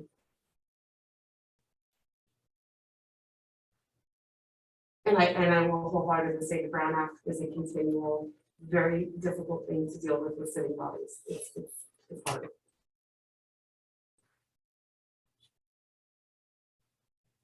Okay, so let's circle back to Brenna Solomon. Do you have any comments or questions regarding your rating of a 2? Hi, thanks, Marina. Yeah, I think overall, we were given a year to do it. And while there are going to be some problems with the plan, I think we need to get this through now and circle back on the 5-year update. So that's why, yeah, generally approved. Thank you, Brenna. And then do we have Kyle Reeves available for your ranking and comment?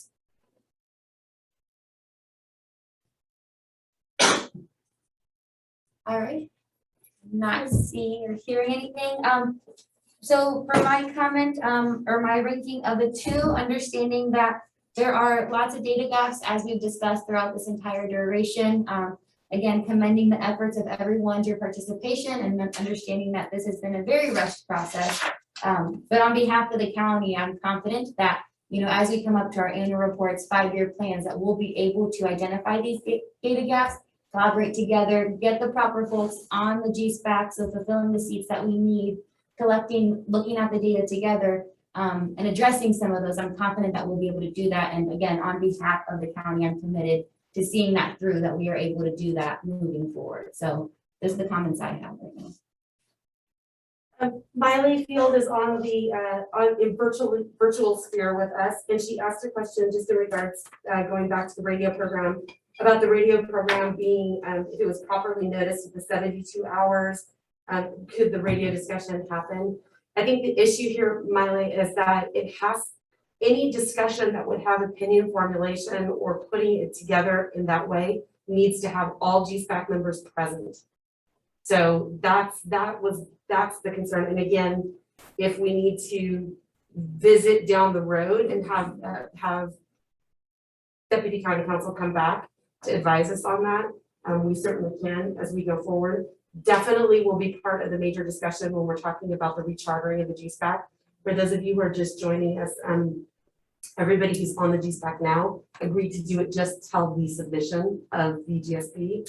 So as of January 31st, that goes away and gets rolled into a rechartered organization. Everyone's welcome back. I hope the majority of people, for continuity's sake and historical knowledge, that happens.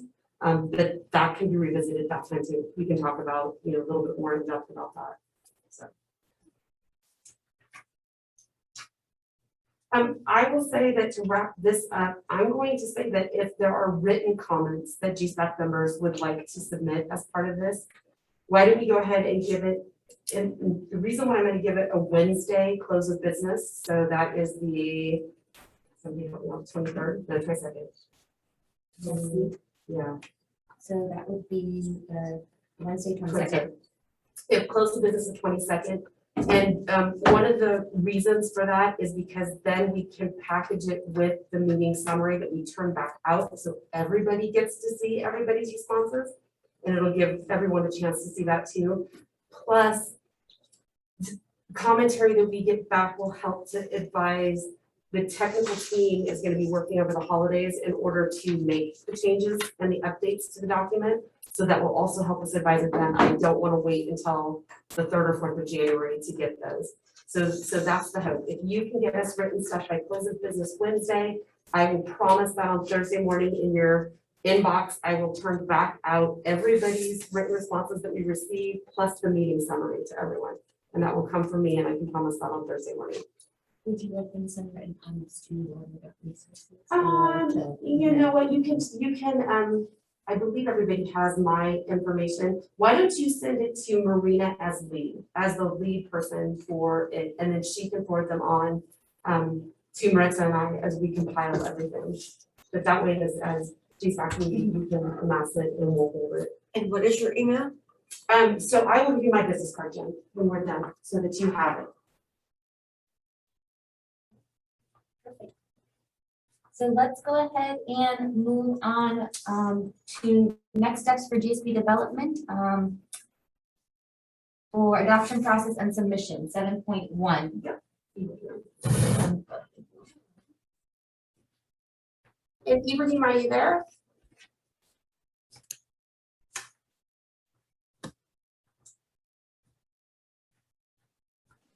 Yes, I am.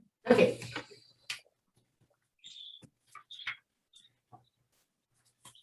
Take it away, Ibrahim.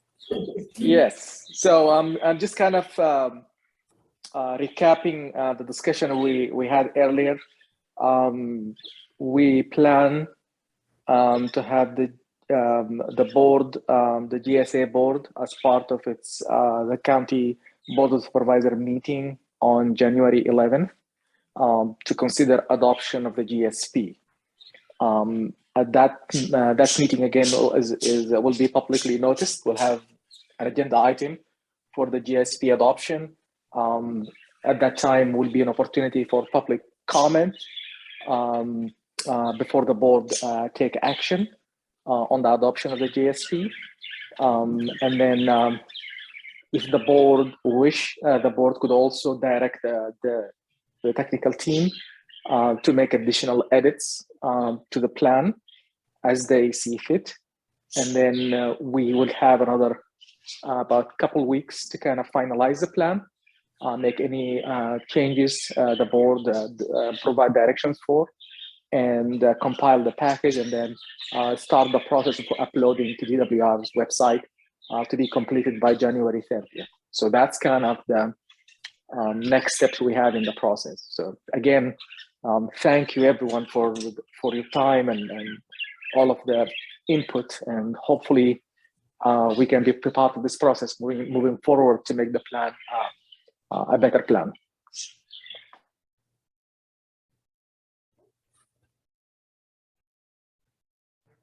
I do want to give everybody a break really quickly. So let's say, and we actually made up an incredible amount of time.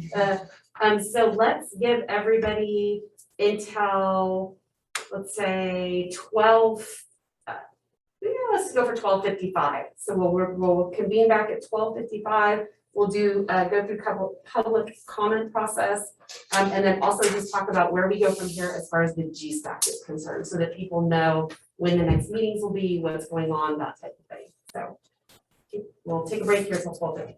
Yeah, I need to. I think everybody needs a little bio for. Okay, great, thank you.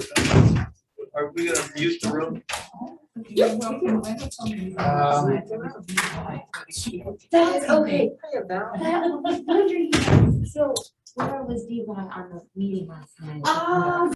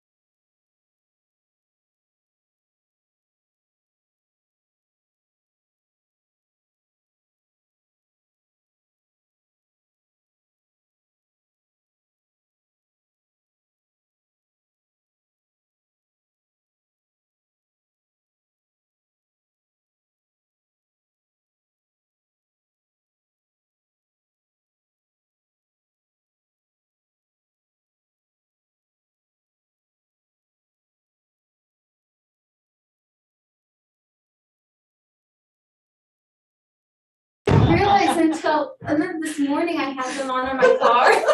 I kept thinking your hand was up. No. I'm looking up here. Whose hand is up over there? Just my hand, Lord. Well, I was in the car and I forgot I put them on in the car. So I tried and get out of my car this morning and I like completely like, they got stuck on my roof and I like completely like. So, yeah, that's fun. All right. Back on, can everybody hear us? Can everyone hear us and see us? If you can, do a funny dance, make a funny face. Yes, we also received some questions in the chat during our break. Yeah, Perfect. so I think that there's only one because it was before it was us still talking about some of the residual stuff with the radio show and the Brown Act. But Val, I think these are some good questions that I want to make sure that we have answered. So let me read them and then we'll take them one at a time. So Val asked, do we need unanimous consent by the committee for the plan to be adopted? Let's just take that one first and foremost. So no, it's guidance, and so there is no consent voting or anything. The decision is in the board of directors' hands solely. What they will do is they will review commentary, level of agreement, all the historical records of our meetings and what's gone on, and that type of thing in making their final decision. So no, there's no per se vote or 9 versus 1 or any of that kind of stuff that happens. You bet. And then just to add on to that, so we all acknowledge there's a lot of information here. It's a lot to review. I know the timeline is coming up, but the GSA has, as we've been going through it, they have been receiving access to these draft chapters. They've been receiving meeting summaries, so they've been able to hear everyone's comments and see those, since everyone else has been able to see those and participate in those as well. So yes, they'll get the final document for the GSP adoption with all the final summary, et cetera, of the most recent discussions we've had and just the overall consensus of the Gspac. But as we've been going through this, they have been receiving those draft chapters for review, any meeting information, materials, recordings, et cetera. So I just wanted to highlight that. And then on January 11th, that's when it's called a public hearing, and then it's called the adoption. It's a formal adoption. Those are requirements of Sigma. They say that before any type, and what that helps is that no GSA was able to create something and submit it without public knowledge. That will be during a standing Board of Supervisors meeting, and on the agenda is when it'll say what time, knowing that the Board of Supervisors agenda slides around a little bit. But it is a formal public hearing process that will handle, go by county protocols during that. But it's during a standing Board of Supervisors meeting. Yes, it will be a timed item, Sarah. I believe that was the question. Yeah. Yes, it will be a timed item. So the second question from Val is, who do we contact to discuss other possibilities for monitoring well placement? Contact us at Water Resources. You can give us a call. William Fox, again, is our program coordinator. William is boots on the grounds in terms of technical aspects.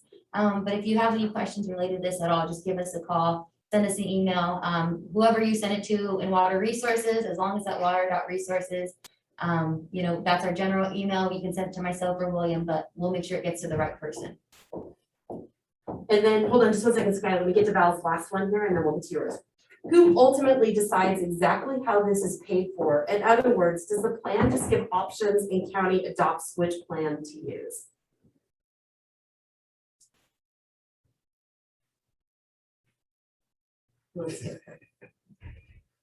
Well, I mean, yeah, so I'll take a stab at it. As far as the financial options on trying to develop a revenue stream, agreeing on what the cost of this thing is gonna be, I mean, ultimately, it's on the county. But my understanding is from talking to the county, we want stakeholder input on what that looks like. And it seems like the Gspac is the best format to kind of work through that. And so I think that's what's gonna happen, you know, between January and April, May next year. And then the hope is you can come back and agree on a financial assurance plan that would then be implemented through whatever means folks want to go through. So I don't know if that addresses that part of the question. So. Well, also, I think that because the next Gspac meeting is on the other side of submission, that then becomes that initial discussion of it. Yeah. what is timing, who's gonna do it, who's gonna be there? How does the public get involved with that? What kind of process is it going to be? What are the county's thoughts? What's historically been done? So the January meeting will probably focus a lot on that kind of implementation more type thing. Scott, you had a question? Yeah, my question's for my fellow advisory committee members. I wanted to know if any of you had been in contact with Supervisor Scott or Pyska about this process. I have not.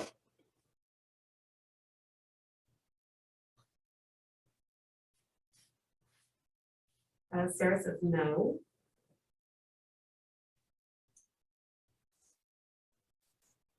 I haven't. I have I have- not. There.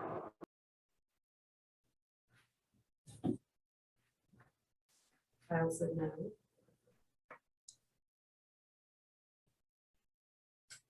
Scott Horning asked the question, do we need to iron out those issues, how it will be paid, et cetera, prior to submission, or do you defer it?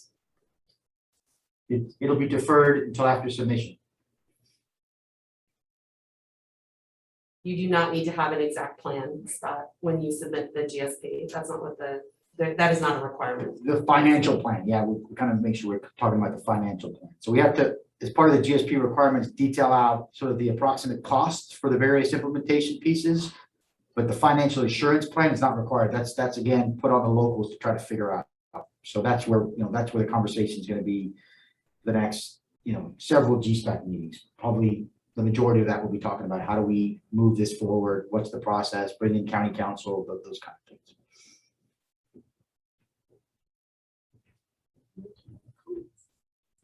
All right, so with that, we're officially gonna move over to public comment period. Here we will take any comments from any community members that are present. We're gonna go ahead and start in conference room C first, and then we'll segue over to the Zoom. So our first hand that is raised is Joan Moss. Go ahead, Joan.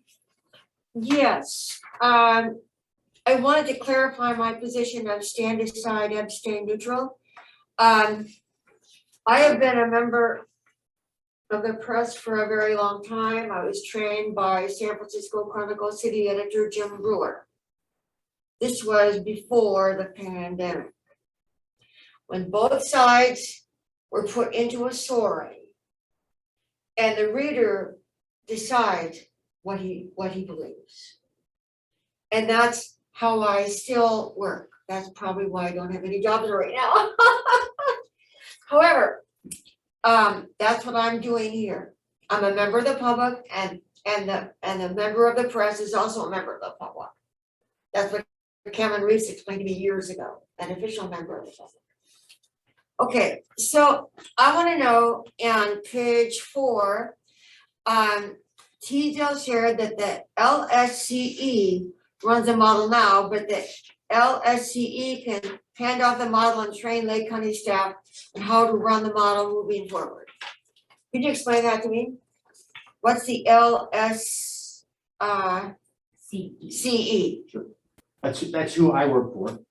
Okay, And so we were, one of our tasks was to develop this model that was utilized to develop the water budgets that are required as part of the GSP, right? if it was adopted.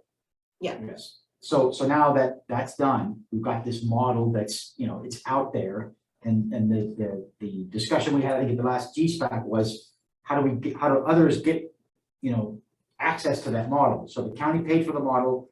That model eventually will be transferred to the county. And then if the county so deems they want, it's very complex, but if the county wants a workshop on looking at how to run the model, I mean, we're happy to sort of, facilitate that. But it's a county owned, the county owns the model. We just developed it. I understand. Does that make sense? Yes, it does. Thank you.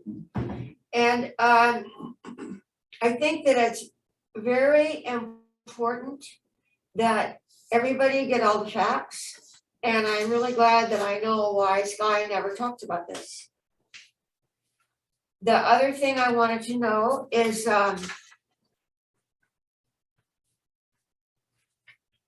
basically, I've been studying the history of this, and the 2003 Groundwater Sustainable Act mentions geothermal water at least 20 times. And the people who wrote this act were very concerned about contaminants and geothermal waters coming up and taking place in the other water. So I want to know why the contaminated water is not part of this. You haven't answered that question. Why this water is gonna be traded back and forth, whether it's contaminated or not. Yeah, I'll attempt to answer your question. Taking it back to the groundwater sustainability requirements, as part of those requirements, we have a monitoring network that looks at water levels to see how water levels change and water quality. So we're gonna start to monitor water quality in these wells. So if there were influences, anthropogenic, geothermal, whatever, we would pick that up in the water quality monitor. Okay, So well, I we are, don't see those questions answered, so I'd like to, You don't see No. the, yeah, so in the monitoring section of the GSP, we have, we developed a monitoring network that looks at water levels, water quality, and I'll point you to where it is in the GSP. So we're trying our best to do that. and I do wanna commit myself as a journalist to spreading the word next January, after you've submitted the draft. I want to actually publish a paper. I've already published it once. And I want to let the public, the Spanish speaking, the Big Valley, Rancheria, they're all part of this. And I think they need to have a voice. They need to understand what's going on. While I'm a journalist and I'm gonna abstain from my own decision, I want to say that as much as I can, I'm going to try to spread the word. And I want to also connect the idea that it's not just Big Valley. I was given a map of the underground faults. And the faults go from Big Valley to under Canocti up to the geothermal development. The faults are connected. And I don't think that we can consider only the basin. I think we have to consider the surrounding of the basin, because for instance, the grapes, the water that is sucked out into the grapes would normally go to the Big Valley Basin. Okay, enough. I can't really think of anything else off the bat, but are you sure that that's what the state is gonna charge us if they take over? I'll send you the publication they sent me. So nobody's challenged it. Nobody's gone down that road yet, but that was the document that was provided. I haven't seen that. Is that document part of our public record? On these slides. So Yeah. It The is slides, on the slides get posted. Okay, so I confess that I haven't looked at all the public record, and I do have access to a computer. I have an access to a tutor for my computer. So I will continue to work at getting all the information from Let us know if you have any both issues. sides. And you can behold me, I will, if I don't, let me know. Thank you. Thank you, Jen. Sky. Just to help with Joan's question on geothermal intrusion, as I remember, we had a map that pinpointed the wells that were being checked for water quality. We do. And if we could get that map to Joan, and then she could consider whether that would be effective locations to monitor for geothermal intrusion. And that the might year help. that But was it's not that we taken, haven't, the you year that haven't happened. considered this, but she's particularly concerned that, and I don't remember the location, so I'd be offering if I could. Yeah, there's a Is map. it in this, is that map? Do you think it is in here? I know it is. Okay, so maybe we could find that reference and get that to Joan, so she can see the map. And it needs to, what I'm gonna put out is something that the person off the street will understand, okay? Okay, thank you. If I may just add quickly. Sure. Joan, to your question about geothermal water quality concerns, looking at the comment that you made in the public draft and responding to that, that is something that we are working to make sure that the questions and the concerns that you raised are presented in the GSP. We have also a section section 2.2, which walks through the historic and current groundwater conditions. And there's a section that specifically says, that, there is, in Lake County, there is geothermal water, but when it comes to Big Valley, there is not an indication that in the basin that there are any water quality concerns as it relates to geothermal activity. The geothermal questions are not so much in Big Valley, but they are that geyser field, which is, about 5 miles away. So we are responding to your comment and pointing you to a few places in the GSP where you can find some more information. Thank you. And call me up and say that because I didn't quite hear everything. Okay, and we'll also have this in the record as well. So we'll find the places to point you to. Yes. Long story short, Joan, you submitted some stuff for us and we're addressing it. So it's specific to Big Valley. Oh, Bethany, did you have a question? Comment? I had just like a comment and question related to my the five that I gave it. Sure. Yeah, so I mean, first off, I'd just like to echo my appreciation for everyone's, participation and work. And, this has been an interesting and worthwhile process to participate in. The meetings have been moderated in an organized and respectful way, and I appreciate that. The rush timeframe is unfortunate because it reduces our ability to review information and ask questions and come to a greater understanding, resolution and agreement. My highest priority is survival of the Clear Lake Hitch. And so when we have a model that shows up to 90% and often over 50% depletions of Adobe Creek surface flows related to groundwater pumping, and we know in April and during hitch migration, we know that the hitch are getting stranded. To me, that's an undesirable result to a species that is on the brink of extinction. And so, the GSP is currently written, will not protect against these undesirable results. And so that's why I'm giving it a 5. I think that there's probably still things that can be written in, but I just haven't seen how the comments that I've provided are going to be implemented and change, change that. I also just wanted to just say that, we might want to revisit these tier 1 list of implementation actions, because we currently don't have any tier 1s, because the premise was that the groundwater is being managed appropriately to protect against all the listed undesirable results. And, like Sarah was saying, late in the process, we received these results from the model that showed otherwise. And so perhaps there are some things that need to be managed better. And so maybe the tier 1 projects need to include those projects that are mitigating for the depletion or finding out more information. Yeah, thank you, Bethany, for your comments. And this is something definitely on our mind, kind of how to move forward with the depletion results. I just wanted to kind of take a step back and kind of provide a little bit more context for some of the public members and the Gspac members who might not kind of tracking the 90% depletion we're talking about. So the depletion amount themselves are kind of consistent with what we have presented in previous meetings.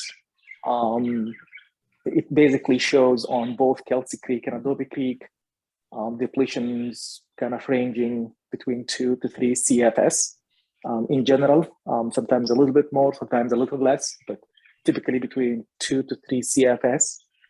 On Kelsey Creek, because we have good, basically we have monitoring gauges for USGS on upstream and DWR downstream. We have a good confidence on the stream flows, and we compare those to the depletion kind of percentage-wise, they remain small. On Adobe Creek, we see a kind of very similar pattern to depletion, typically between 2 to 3 CFS. But what happens on Adobe Creek that causes the concern is certain month when we look at the flow becomes very little flow, or almost very little flow. And so the same 2 CFS in 1 year that represent 5% to 7% of the flow, in another year represent 90% of the flow, when the flow is like 5 or 3 CFS. So realistically, so the issue becomes chicken and egg. The flow looks like very small. So then we kind of take a step back. We have 2 issues on Adobe Creek with the flow situation. One is we don't have a good gauge on upstream Adobe Creek, so we can't even know what the flow actually is. What we have is reconstructed synthetic flows on Adobe Creek, and so those may be accurate, maybe not. So there is that factor of uncertainty there about the magnitude of the flow, one. And then 2, there's also the releases coming from Adobe Creek and on High Spring, on Valley Spring reservoirs. We don't have a way to measure those flow, the timing of those flow. So there's a whole lot of uncertainty about the flows. And so the 90% depletion is not happening because the depletion suddenly in 1 month going from 2 to 3 CFS, 5 CFS going to 50 CFS. That's not what's happening. What's happening is the flow looks like extremely low. And the fact is, if you have a sandy creek and you put in, 5 CFS or 10 CFS or 50 CFS, a certain amount of depletion will go out. And so the solution for that situation would likely be, more effective solution would be to consider flow augmentation. And that's kind of one of the management actions we're considering, basically advancing the Adobe Creek conjunctive use program and the operation of Adobe Creek Reservoir and High Spring Reservoir. So we definitely, there is a lot of uncertainty again with the depletions in terms of the uncertainty in the model. But at the end of the day, the uncertainty in the model is about, anywhere from 5% to 30%. So, but that means the depletion, if we estimated 3%, the depletion could be as high as 5 or as high as low as 1. It doesn't mean from 3 going to 20. So again, we feel pretty confident that the depletions level is kind of fairly small, but the key driver that driving these high percentage of production is just the flow information, which is, as I said, one of 2 things. Either it's actually there is no flow in the creek because of just no rain, dry situation, and or there is just the historical data we have has been reconstructed. The reconstruction has uncertainty itself built in. That's the other factor. And then the question is how to move forward. And then we kind of outline the flow augmentation as kind of one way to manage for hitch survival on Adobe Creek. There is also the other factors about surface water groundwater interaction. So that's kind of what we're trying to reflect in the SMC section and in the interconnected section, just reflect all of this uncertainty and kind of the need to kind of move forward with additional gauging on the creek to understand the flow, advance the conjunctive use program on Adobe Creek to help with the groundwater recharge, as well as also the hitch survival and so forth. Yeah, so I mean, yeah. No, go ahead. I saw your hand up, but I just wanted to make sure somebody saw you. Okay. Yeah.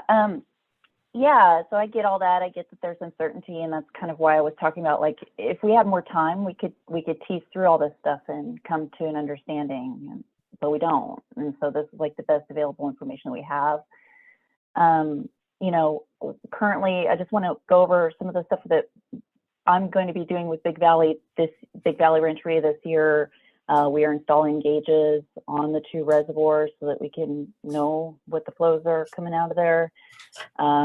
We are working on a model to look at this question of what are the minimum flows, because I keep hearing this argument that it's only a few CFS, so it's not that big of a deal. But if it's, you know, if that few CFS, it means the difference between stranding and not stranding, it is a big deal. And so those are 2 data gaps that are being filled regarding the reoperation of the reservoirs. You know, we put in a grant proposal this year and we did not get approved for that. So if that's something that we want to be doing in the future, I think that it's a good idea. You know, I guess we need to do some thinking about, you know, how to get that actually done, because it seems to be something that is hard to get through, at least the WCB grant that we were trying to get for it. So maybe there's other pathways toward doing that for hitch survival. Yeah, definitely. I think there is a lot of grants program happening here, will be happening over the next years on the GSP implementation. And we definitely think this is a priority project that's, I think the county is basically, they told us this is their top number 1 project they would like to pursue. And then I was saying that's what I was talking about with the moving stuff into Tier 1A. So maybe that's a Tier 1A project now that we know that there's potentially 90% depletions happening during the month of April. So.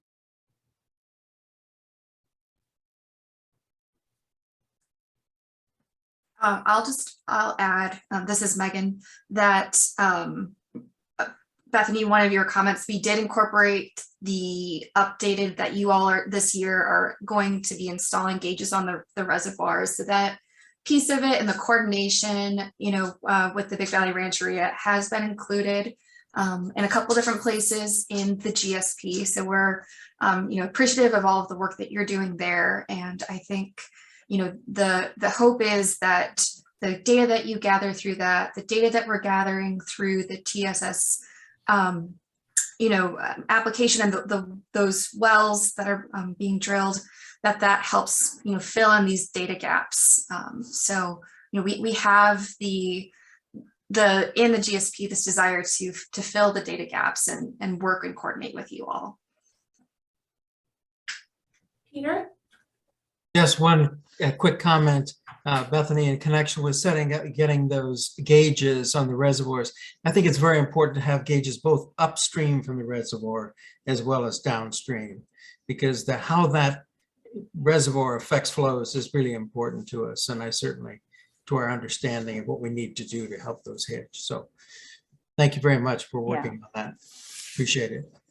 Yeah, I agree with that. And we actually had put the upstream gauge in the WCB grant this year that didn't go through, unfortunately. So I agree with you, something that needs to happen. Thank you.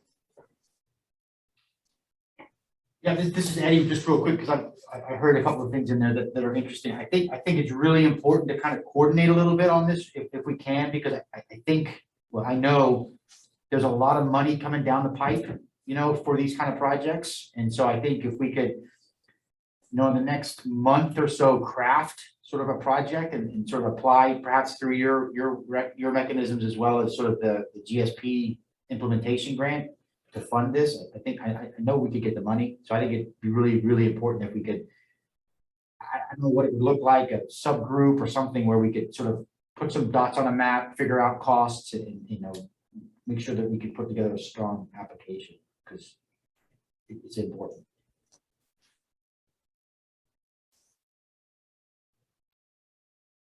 Any other comments before we close the public comment process?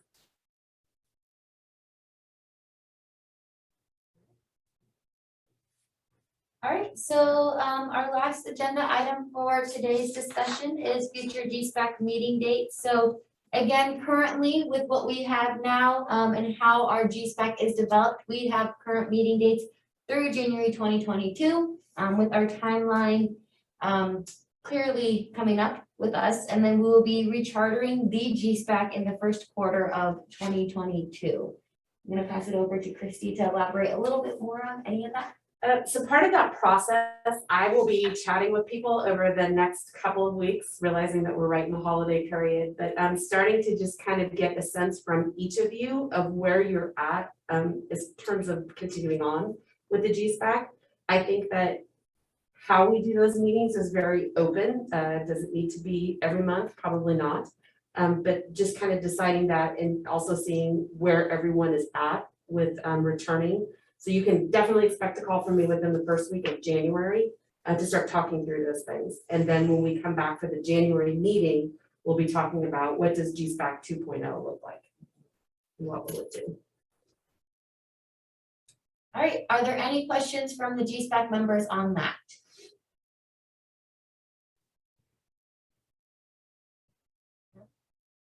All right, any other questions regarding the rechartering of the Gspac? I have one. I'm Val. Since we really didn't have anybody from impacted community, or that might not be the right term, I'm just really hoping that we really look into that for the next group. And maybe some people on this group have some ideas for members in those communities. I absolutely agree that should be a massive focus for this group, especially given implementation ahead.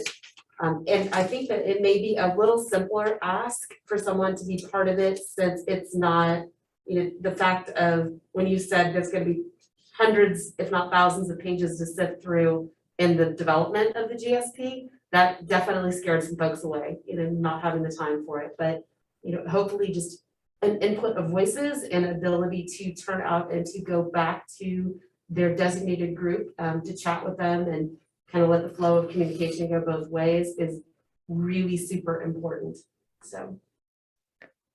Joan mentioned earlier about things being translated into other languages, which might be helpful for getting a member of the community at large. And to whatever degree, so like we're talking about it with the fact sheets and the frequently asked questions that we went over at the public meeting last night with, we can have anything, well, not anything.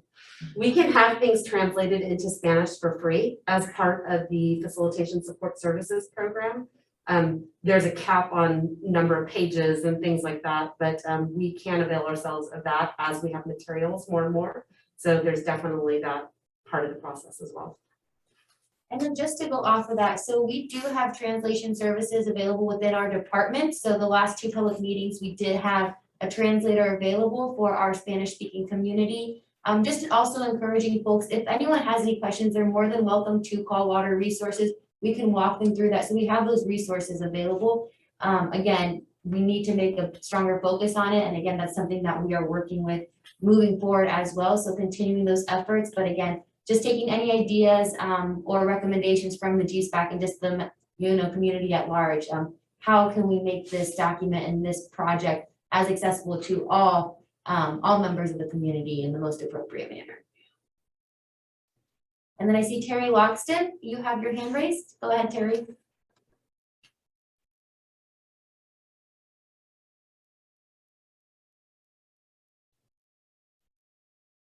Terry, you might be on mute there. Let me see if we can.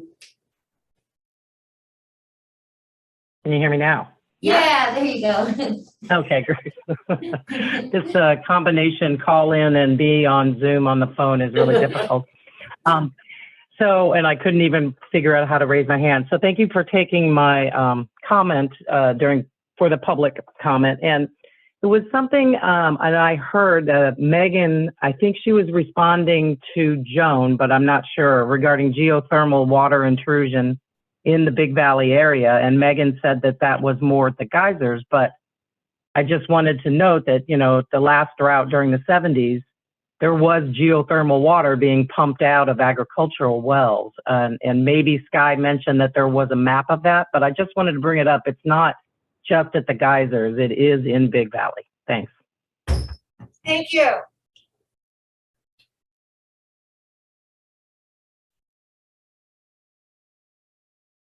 All right.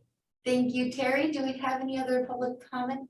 And regarding our future meetings as well? The only thing that I will say is I'll just reiterate any written comments based on the overall GSP package from Gspac members by close of business Wednesday. Just to reiterate that. I'll send a reminder too. Jen? I forgot to mention, I was very passionate about this.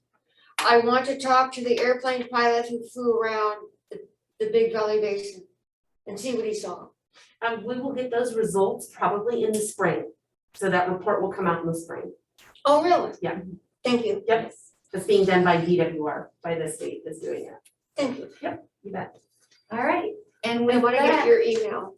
that is right at 1:30. And just a reminder to the Gspac members, as you guys send those comments to me, just a heads up, you will get a kickback since I will be out of that office, but I will be doing work even outside of the office. So you will get that kickback, but I will receive those comments and I will pass those forward. So just to give you guys a heads up, if you send me those any of those comments regarding your ranking by next Wednesday. So with that being said, it is 1:31. Thank you all for those who are joining us either in person or via Zoom. And just to make sure everyone's on the same page, the meeting is officially adjourned, so no further discussions will be taking place, whether it be via Zoom or in person. Happy holidays, everyone, and we'll see you next month. Thank you.